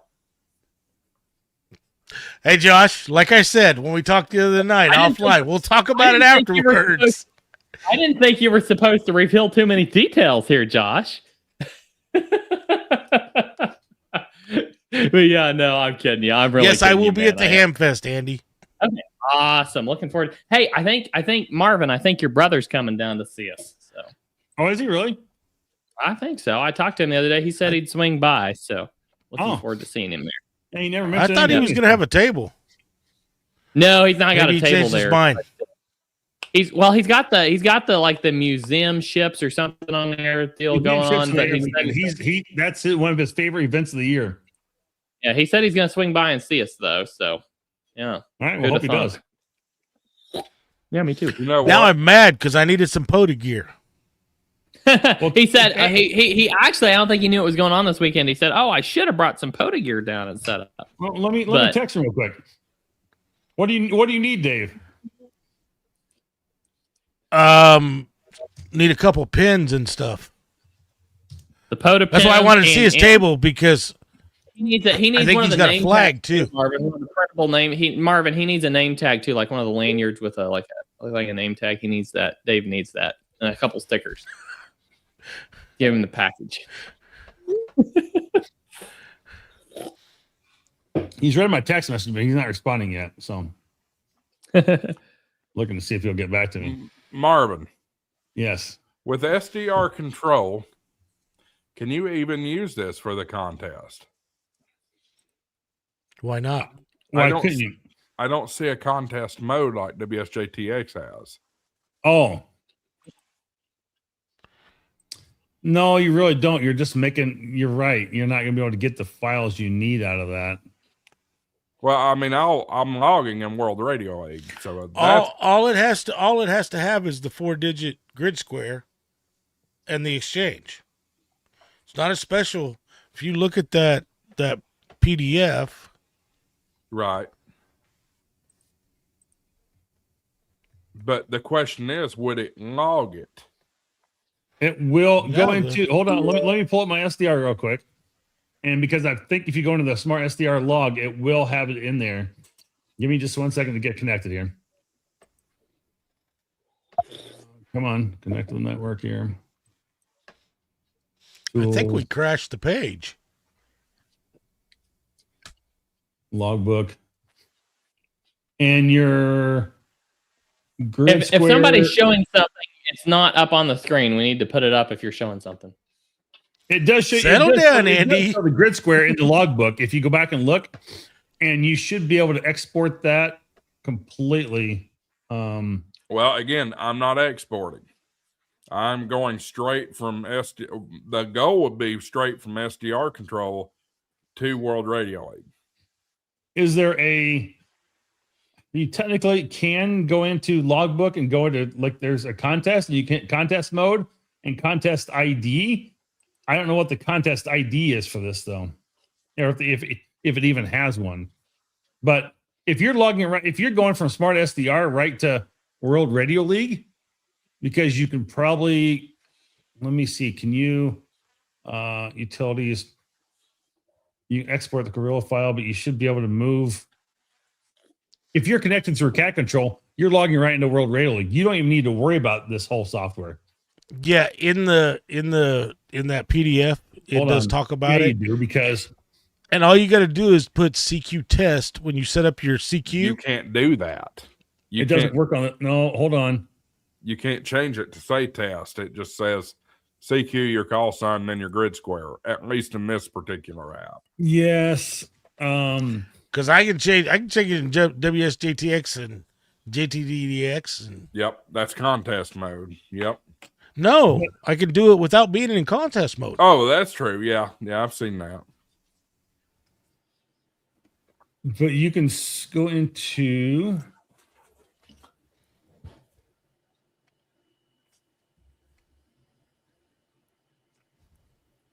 I don't think he has it set up. I don't think he can. I don't think there's a TCP port where you can do a TCP connection over to World Radio League from the Smart SDR. At least not on the one for Mac. So I don't think you can. I'm just looking here. I think that's a request I need to put into him probably. There's We can log into an external logger. there's definitely a lack of customability with the FT8 app. Yes, there is. I mean, it's very, very basic.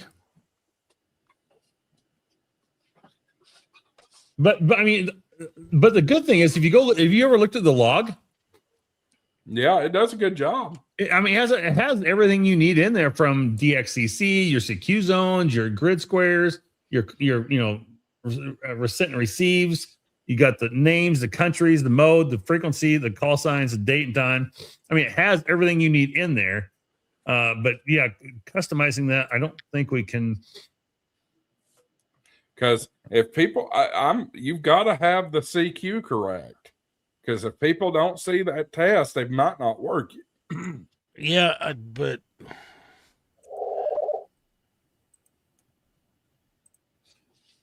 well, they might work you because they're just chasing. They might not be, if they're hitting a bunch of them quick, they might not even pay attention to that part of it. Modes, FT8. Can't you change? Go receive here for a second. Waiting. Log edit.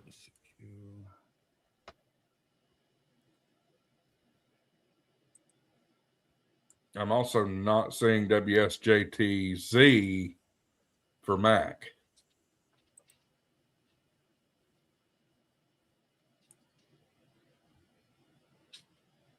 Yeah, you can't do like a CQ. You can't change your 6 steps in this software. Yeah, so I'm going to have to run WSJT. Do you know how to integrate that in between Smart S? Well, No, I'll just bypass the Smart SDR oh, and just use CAT. okay.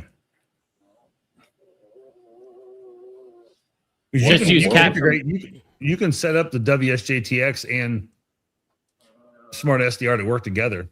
Yeah. It takes you have to do like virtual cables. I think I use virtual cable and you use loopback, I think. But it does work. Yeah. Loopback is an audio transfer, so that, let's see here, that would.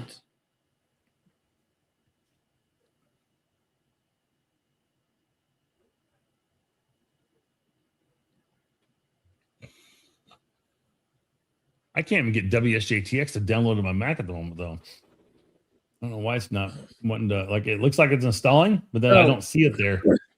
So while Marvin and Josh are sorting that out, Levi, how's your week been? Crazy. Yeah. Crazy. Yeah, absolutely. I get that. I hear that. I have mostly been working because, it's our busy season, but Yeah. I did have a day off. Would you shut up? I got Excuse me. My two rat terriers are at my feet, just Gotcha. picking on each other. They're brother and sister. Anyway, yeah, my day off on Tuesday, I think it was. I've been lately here trying, and by lately I mean like 2 different days, been trying to deep dive into learning AI and how to prompt it and how to get it to actually do things more than a search engine. Do the or right make a thing. picture. Yes. Right. Yes. So Absolutely. I spent 4 hours on it the other day and had Claude teach me how to use Claude to make me a website. There you go. Hey, So, it's really cool. it was. I do IT for a lumberyard, and I just rebuilt their website from the ground up with ChatGPT and Codex. So, yeah. Right. So I don't like vibe coding. Oh, that's what all the is that the name of what it is? Is that what I'm doing? Yep. Okay. Yeah, that's what they call it. It's honestly, if you use it in tandem with some real technical knowledge, it can be very useful. If you try to just go at it and have no concept of what you're doing and you try to take on a complex project, this a lot of stuff ends up looking the same as each other. Right. If that makes sense. But if you have a vision in your head, then you know what you're going for. I saw your website. It's really cool. I appreciate that. I'm working on it. I've got tomorrow off and I'm going to work on it then. And is that over in Discord or stick in the private chat? It's mycallsign.com. Oh. KKZ. No, put it in the public chat. I mean, if you want people to see it, you can put it in the comments. It is a work in progress, so there is likely bugs on it. As is Morse mastery, and absolutely. Oh, my firewall blocks it and says, "You're not going there." It might, because it's so new. I know I tried to pull it up at work, and the same thing happened. It said it was blocking it because it was too new of a website, and it wasn't to be trusted yet. But EOD got to look at it. Can you guys see that on the camera there? Yes. Is it showing up, or is it still too blurry? You're still blurry, but you can tell what you can see it. Okay, that is called a Vladoplex bug, hand-built, handcrafted in Lithuania. It was smuggled into the U.S. in a suitcase. As I can gather, that's a true story, or mostly true anyway, by a friend of mine. And that friend shipped it to another friend of mine, and the other friend repainted the base and shipped it to me, all for free. So I finally got a bug. I can do the true proper Roger now. I'm having fun over here. That's awesome. Yeah. But yeah, they're beautiful little bugs. It's a dual paddle. It's a dual lever bug, which is really rare and hard to come by. And I love it. It is so incredible. But yeah, Vladiplex handcrafted. Page there, Levi. What's that? That's not a bad little page. Yeah, I don't know. I mean, for 4 hours of work and I've never done website anything before. I'm not that guy. What was the core prompt that you used? Like the initial, get this going for me. Oh, I literally said, I don't know how to use Claude. This was my prompt to Claude. I said, I don't know how to use Claude AI. I haven't used AI for the most part, other than being a search engine. Yeah. But I want you to show me how to use you to build me a website for my social media stuff. And and then I added in that I would like it to kind of resemble a Linktree page and have an about me section in that. And then it just went through and it started asking questions and I was answering them. And it, I mean, like I said, it was 4 hours, but I wouldn't have think that a website would be possible after 4 hours. You know what I mean? Unless you were somebody that did it all the time. I've heard a lot of good things about Claude. I use Codex by ChatGPT, OpenAI a lot. That one's good too. One tip I will give you is put it in planning mode whenever you're like ideating the concept and just say like, write a detailed plan to do this or build this website or whatever. And ask any questions necessary. And then it will start asking you questions as you go and you just answer those or whatever. And of course, the more detail you put in, the better it is. But if you let it ask you questions in planning mode, it'll write this whole plan out first that you can look over and make sure it matches what you want. Then you can just like click the execute the plan button and it will do it for you. But yeah, absolutely. Wow. Yeah. And that's, I've been picking up some of that because I've been watching, I forget her name, but it's a chick that does, her whole channel is about how to use AI for you. And cool. Okay.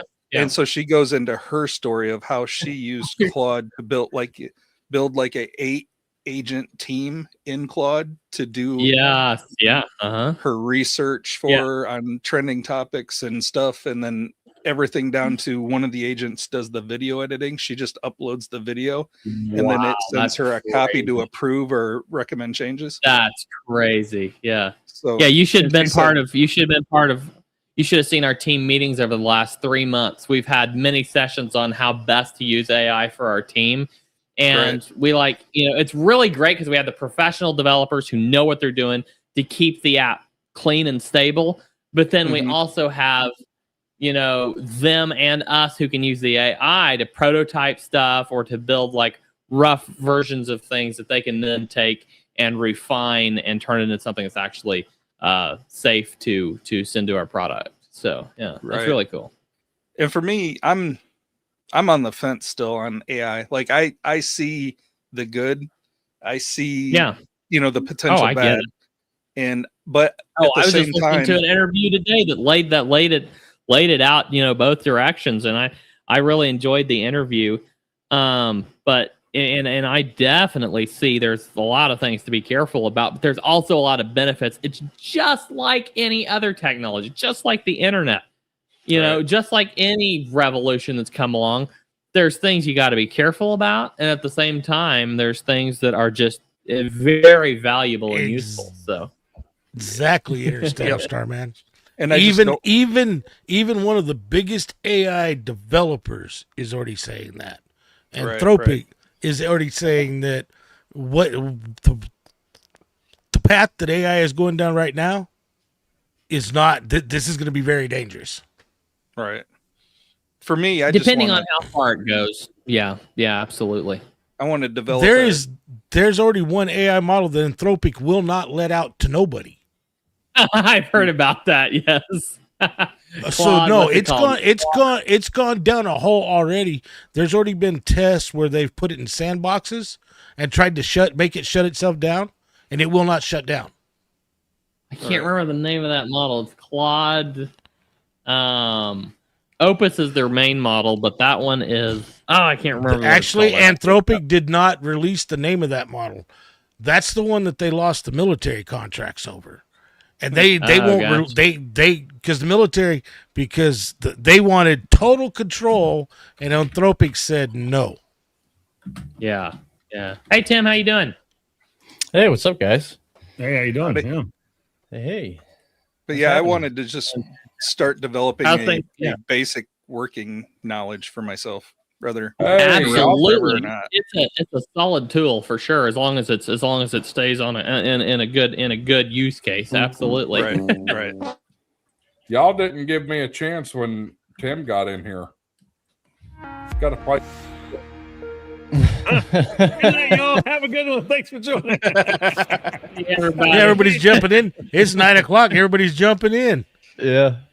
9:56 in the real time zone. How's things in Guam, my friend? No, 8:56 in the real time zone. Listen, it's 11:56 on Friday. Well, Tim said it's Friday. Yes. More people live in the Eastern time zone than the Central. Yeah, that's because you guys are all packed together like sardines in a can. How's things in Guam, Tim? Actually, there is more people in the Central time zone on this stream right now on the screen. On the stream, but I'm talking about living, breathing body. You don't know Let that. me try this one more time. How are things in Guam, Tim? Oh, hey, Andy. No, they're good. Good. Nice and hot. Got a busy weekend this weekend. Yeah. Getting the roof tower up on the roof, reassembling the hex beam, doing the coordinating at the house so everybody can help me. Yeah, absolutely. Absolutely. You getting your club set up with World Radio League for field day? Of course. Well, that's what we're doing. It's actually field day prep. So yeah, we're gonna get everybody signed up for World Radio League. I tell you what, we've been playing with this new desktop app, and it's even better than we were. Well, I mean, it's what we were thinking it was going to be like, but it's more fun to use than I thought it would be. It's incredible. It's really awesome. Are you going to have more updates out before field day? Yep. Well, did it launch yet or not? We've got a 0.0.9 that's going to be out by field day. That's going to have all the things you need. Let's see if that one's out yet. Nope. Yeah, 0.0.9. Oh no, it is. There it is. It launched. So yeah, download 0.0.9. Hell yeah! Yeah, all over that. I got prompted to do that today. Has it got UDP ports in it? UDP ports. You mean for WHATX? Yes. No. You can stream that through the connector app. We're retiring that other app to be more of a connector app and repurposing. I don't want all these different apps running. We're gonna integrate it. We're gonna integrate it into the desktop app. Don't worry, that's the plan. Now I did find out something really cool. Somebody told me today, if I understood them right, they've got each radio connected to a different each of the apps. So they're streaming their one radio into the cloud app and into the web app, and the other radio into the desktop app, and having two operating stations for field day. No, they're streaming them to the two separate apps, so they can have both of them connected to World Radio League and be logging two station single or two radio single operator for field day. That's cool. So, quick question: what was the major upgrades on 0.9? 0.9 wasn't a huge upgrade. It was more getting all of the field day changes live, everything ready for field day with the scoring, with the objective selection, with the little banner that tells you that field day's coming and to enroll, or takes you to your logbook if you're already enrolled. So yeah, if you go to the logbooks page, it'll pop up a little banner up there, and if you go into that field day logbook, then you'll have some options in there to use. So yeah, Andy, that desktop app's Linux supported, yeah? Yeah. Yeah.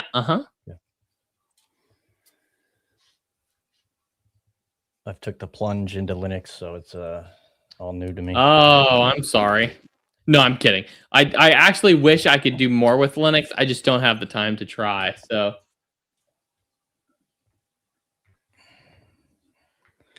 yeah, Levi, that webpage of yours is looking really good. I like the color scheme and easy on the eyes, very easy to navigate. Andy, can you pull up the contest from the desktop version? Yeah. Well, I mean, you can pull up the logbook. You can go to your logbook. You can't pull up the contest rules though. Welcome to the third hour of HamShackTV Live. We add Dave to the mix now. What's going on, Dave? Y'all need to pay me overtime. Where's my super chats? Just kidding. Well, hey, there is our good friend Dave. Had a site go down and had guys out in the field, so I had to be available for him. I have Andy, you still need to change that from Shack console to command center. Oh, hello. Speaking of something cut out on me. Hold on. Hello? Hello. What happened to my audio? Hello? Am I down? Hello. It's on your side, Andy. What just happened? That is the wonkiest thing. That reminds me, I got something to show everybody. Speaking of command center, I did a There's whole been a lot of today. talk about erect. We don't, you know. Nothing's been erect. But look at that. Oh, beautiful. Above the screen. Wow. Beautiful. That's cool. Yep. I've been playing with the colors. I haven't found a color that I'm just in love with yet. So we'll see how that progresses down the road. But I love it. It's really cool. I've got the gray line turned on. I've got all the good stuff turned on. So it's fun.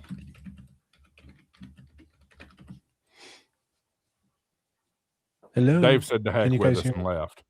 I can hear you. We hear that. We hear Dealer Dave. Okay. All right. I was talking earlier and nobody. I wasn't sure if. How's that? You're good. Good.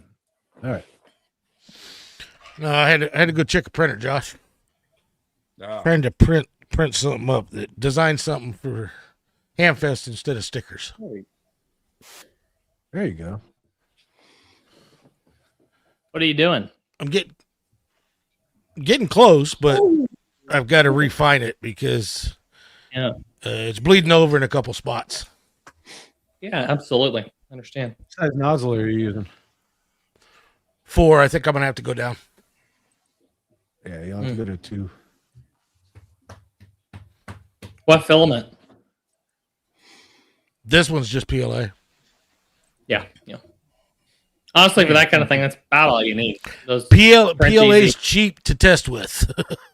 Very cheap. Especially with all the extra. Right now, this is just test deals trying to refine it. Yeah. Absolutely. Yep.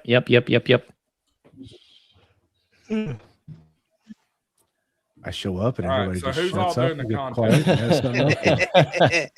So there's a version 2.7.1 for Bamboo for release notes, and known issue for Mac 26.5 and later for some experienced UI lag and steadily increasing memory usage after launching Bamboo Studio. So at least the application crashes. So they're investigating it and figuring out why. Well, Bamboo might actually change their software completely if why Software Conservancy has there's a big deal going on against them because the slicer for Bamboo is a fork of Orca. Oh, well, that's an open source software. You cannot add in closed source software to open source software and tell everybody that nope, you can't touch it. Under the AFGL license, anything that you bring into that software, you have to leave it open source. Well, Bamboo, when they did all their stuff about making it to where Prusa and Orca and all those wouldn't connect without adding their personal thing, violated the license. Oh, they've got Oh. all of them. All the big guys are after them now. The Software Conservancy, they just told Bamboo basically, you know what? Normally we don't do it this way, but they've got a big push and getting money. They're just going to reverse engineer Bamboo's piece. Really? I can't remember his name. There's a guy that goes after everybody like this, and if I find his channel, I'll put his name in there. But it got on his radar because I guess there's a guy somewhere over in Europe that actually pulled down their software from their GitHub, figured out how to figure out where the problem was, so he couldn't use Orca. He forked it over to Orca, put it back out where everybody could do it. Well, they came after him and sent him a cease and desist letter, or threatened him with a cease and desist letter and a lawsuit if he did not pull his GitHub down, because he broke the law by cracking their code. Because he got the Orca to go to the cloud and send it to the printer. Wow. And that's when it all started. But I know what'll happen. Bamboo will probably come out with a new slicer that's completely different so they can close it back down. Interesting. And I hope not, because Bamboo printers just work and they're affordable. I love my Bamboo. It's great. It's been wonderful for me and what I've used it Well, for. you can see Dave, he's got a Bamboo back there with 2 AMSs. Right. I know. If you're interested in purchasing a Bamboo Labs 3D printer, they're available at Gigaparts, tonight's sponsor. Go check them out. Gigaparts.com. We're just helping you out, Josh. I like HamShackTV Reality coupon K1 code. myself. But I will tell you, if you're going to sink the money into a Bamboo Labs 3D printer, get Rewards Plus so that you have the warranty. Just saying. Why? Perpetual warranty. The thing breaks, it's covered. Yeah, and I've dealt with other companies that had those. When that model disappears, what are they going to do? They're not going to honor it. I call Jeff. I call Dave, or not Dave, Robbie, somebody. It's different when you know the people. But Yeah, I've but had we don't all our have So in other words, That's you fair, heard it right? right here. Josh is promising to fulfill your warranty Hey, whenever listen, if you sign up for Rewards Plus. there has been miscommunications in the past with some of my viewers with things that we've talked about on here, and I have gone to bat to get either I can't promise y'all fix it, but we'll get clarification for sure. There you go. But I will say we've had this P1S for I think it's been at least 3, maybe almost 4 years, and I had a problem with it.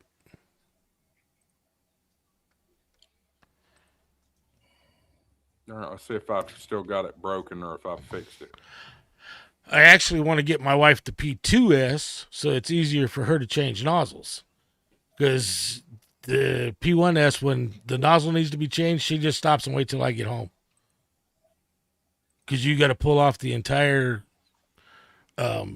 heat sink, everything, disconnect wires. The P2S, now you just change the actual nozzle.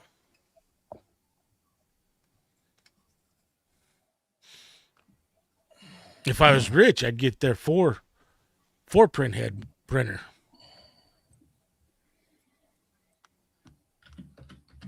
You know, if all of us were rich, we'd do all kinds of things. But alas and alack, here we sit at 9 o'clock on a Thursday night on a live stream with a bunch of fellow nerds and geeks and a bunch of nerds. hillbilly hams. 10:09. I was doing pretty good until about a year ago. It's 9 o'clock. when I passed a technician license, and then it went downhill from there. Oh yeah, My bank accounts for went some downhill reason from there. their finances start to dwindle. Yeah, Right. Yeah, but think of the pure joy that you got, Levi. Beginning of the end. It's been worth it. Walking around the Dayton Boneyard with a camera in your hand with me looking like a buffoon. Right. Oh, it was fun. Well, I thought I was being slick, so I didn't have to hear about spending stuff on ham radio. Get my wife into 3D printing. Well, that was smart. I must say that was a smart move. Not all of us can pull things off that easily. That was a smart move. Well, no, No, because when no. you got somebody printing all the time, 3D printing is not that cheap. No. yes. So.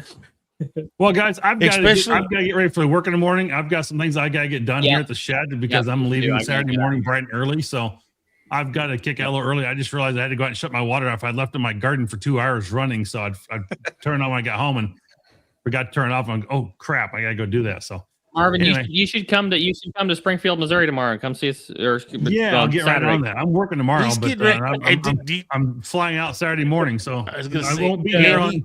I probably won't be on the next 2 weeks just because I'll be traveling. I'll be in Alaska, that sort of thing. So and coming back. So cool. As I say, Andy, do you see that QSL card behind him? I was trying to figure out. I don't think he's gonna worry. I don't think he's gonna worry about a little hamfest down here in Springfield, Missouri, because he's headed to Alaska to do a polo trek across. I was wondering what was going on behind him. Yep. So this is a QSL card my buddy and I have put together for our. I kind of said this larger. I'll say it again. Embiggen yourself, Marvin. Embiggen. So you can show it to everybody. There we go. Now you can slide out of the way.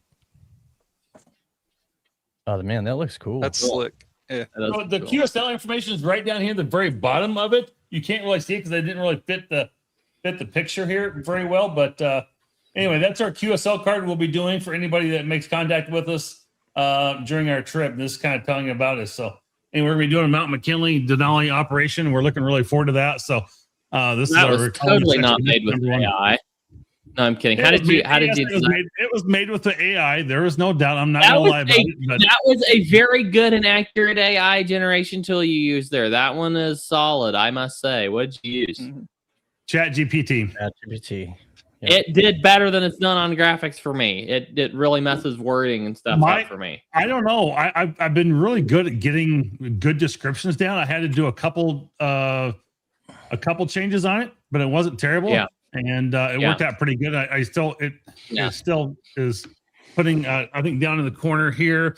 It has a ship down here too that it shows the exact picture of the ship we're gonna be on. You can't see it because of my logo right now or the name. Yeah. But it was still putting. Let's see, where's it at? I thought it had the ship like Holland America or something. Maybe it's more towards the bottom. You can't see that portion of it, but. Anyway, long and behold, we're going to be doing this polo expedition. We're going to do a couple stops in Alaska, and we're going to be doing. We're going to be combining myself, Buddy, and my friend Mark. So we're looking forward to it. We're going to have a lot of fun this coming week. Is he a CW operator? He's not, unfortunately. Man, I want to work you guys on my bug. Are you doing, Marvin? Are you doing stroke KL7, or are you just going with your normal call? We're just going to go with normal call. We will be, if it's weather cooperative on Saturday, we'll be doing VE7 in Vancouver. So, oh, cool. Yeah. So we'll see. So that thing says Alaska Highway Adventure since 1942, and then gives a list of locations and then miles. What's that from? What's the distance? I don't know. It's just something that the AI put in there for it. But you need to get a map and plot all that out on a map and see where all those points. It's either coming from Whittier or it's coming from Anchorage, one of the two probably. It could be the start of the Alaska Highway down in Canada. It might be. Okay. I've driven that twice. Yeah. But we're so it's like 7 days of cruising, a day of train, and then a like a couple hour bus ride up to Fairbanks, and then we fly home. So cool. Yeah. That sounds fun. Sounds really fun. I think it's gonna be really cool. I got brand new 300 millimeter lens somewhere. I'm going to go play with, in fact, too, after I got some other projects done first. But let's put a bow on it because I'm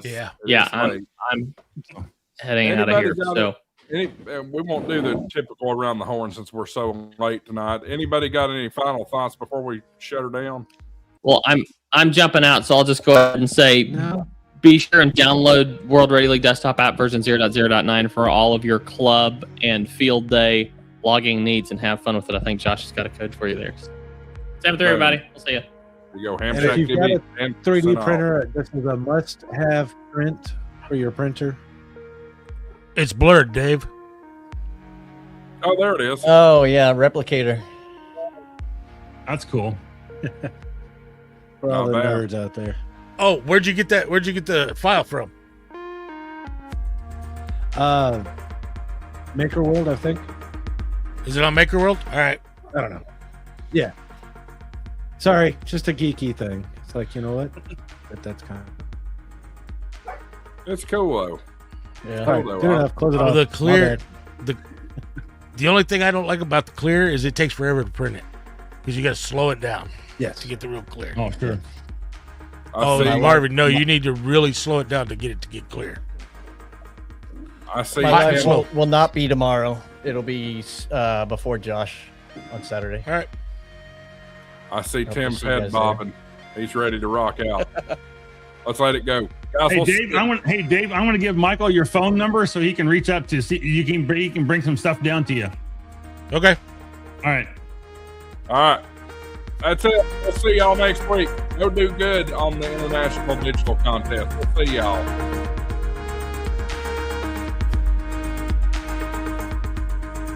Am I going to play that clip? No, I ain't going to play that clip. Y'all didn't make anything happen this week. Thanks for watching, though, y'all. We'll see y'all next week. Appreciate it.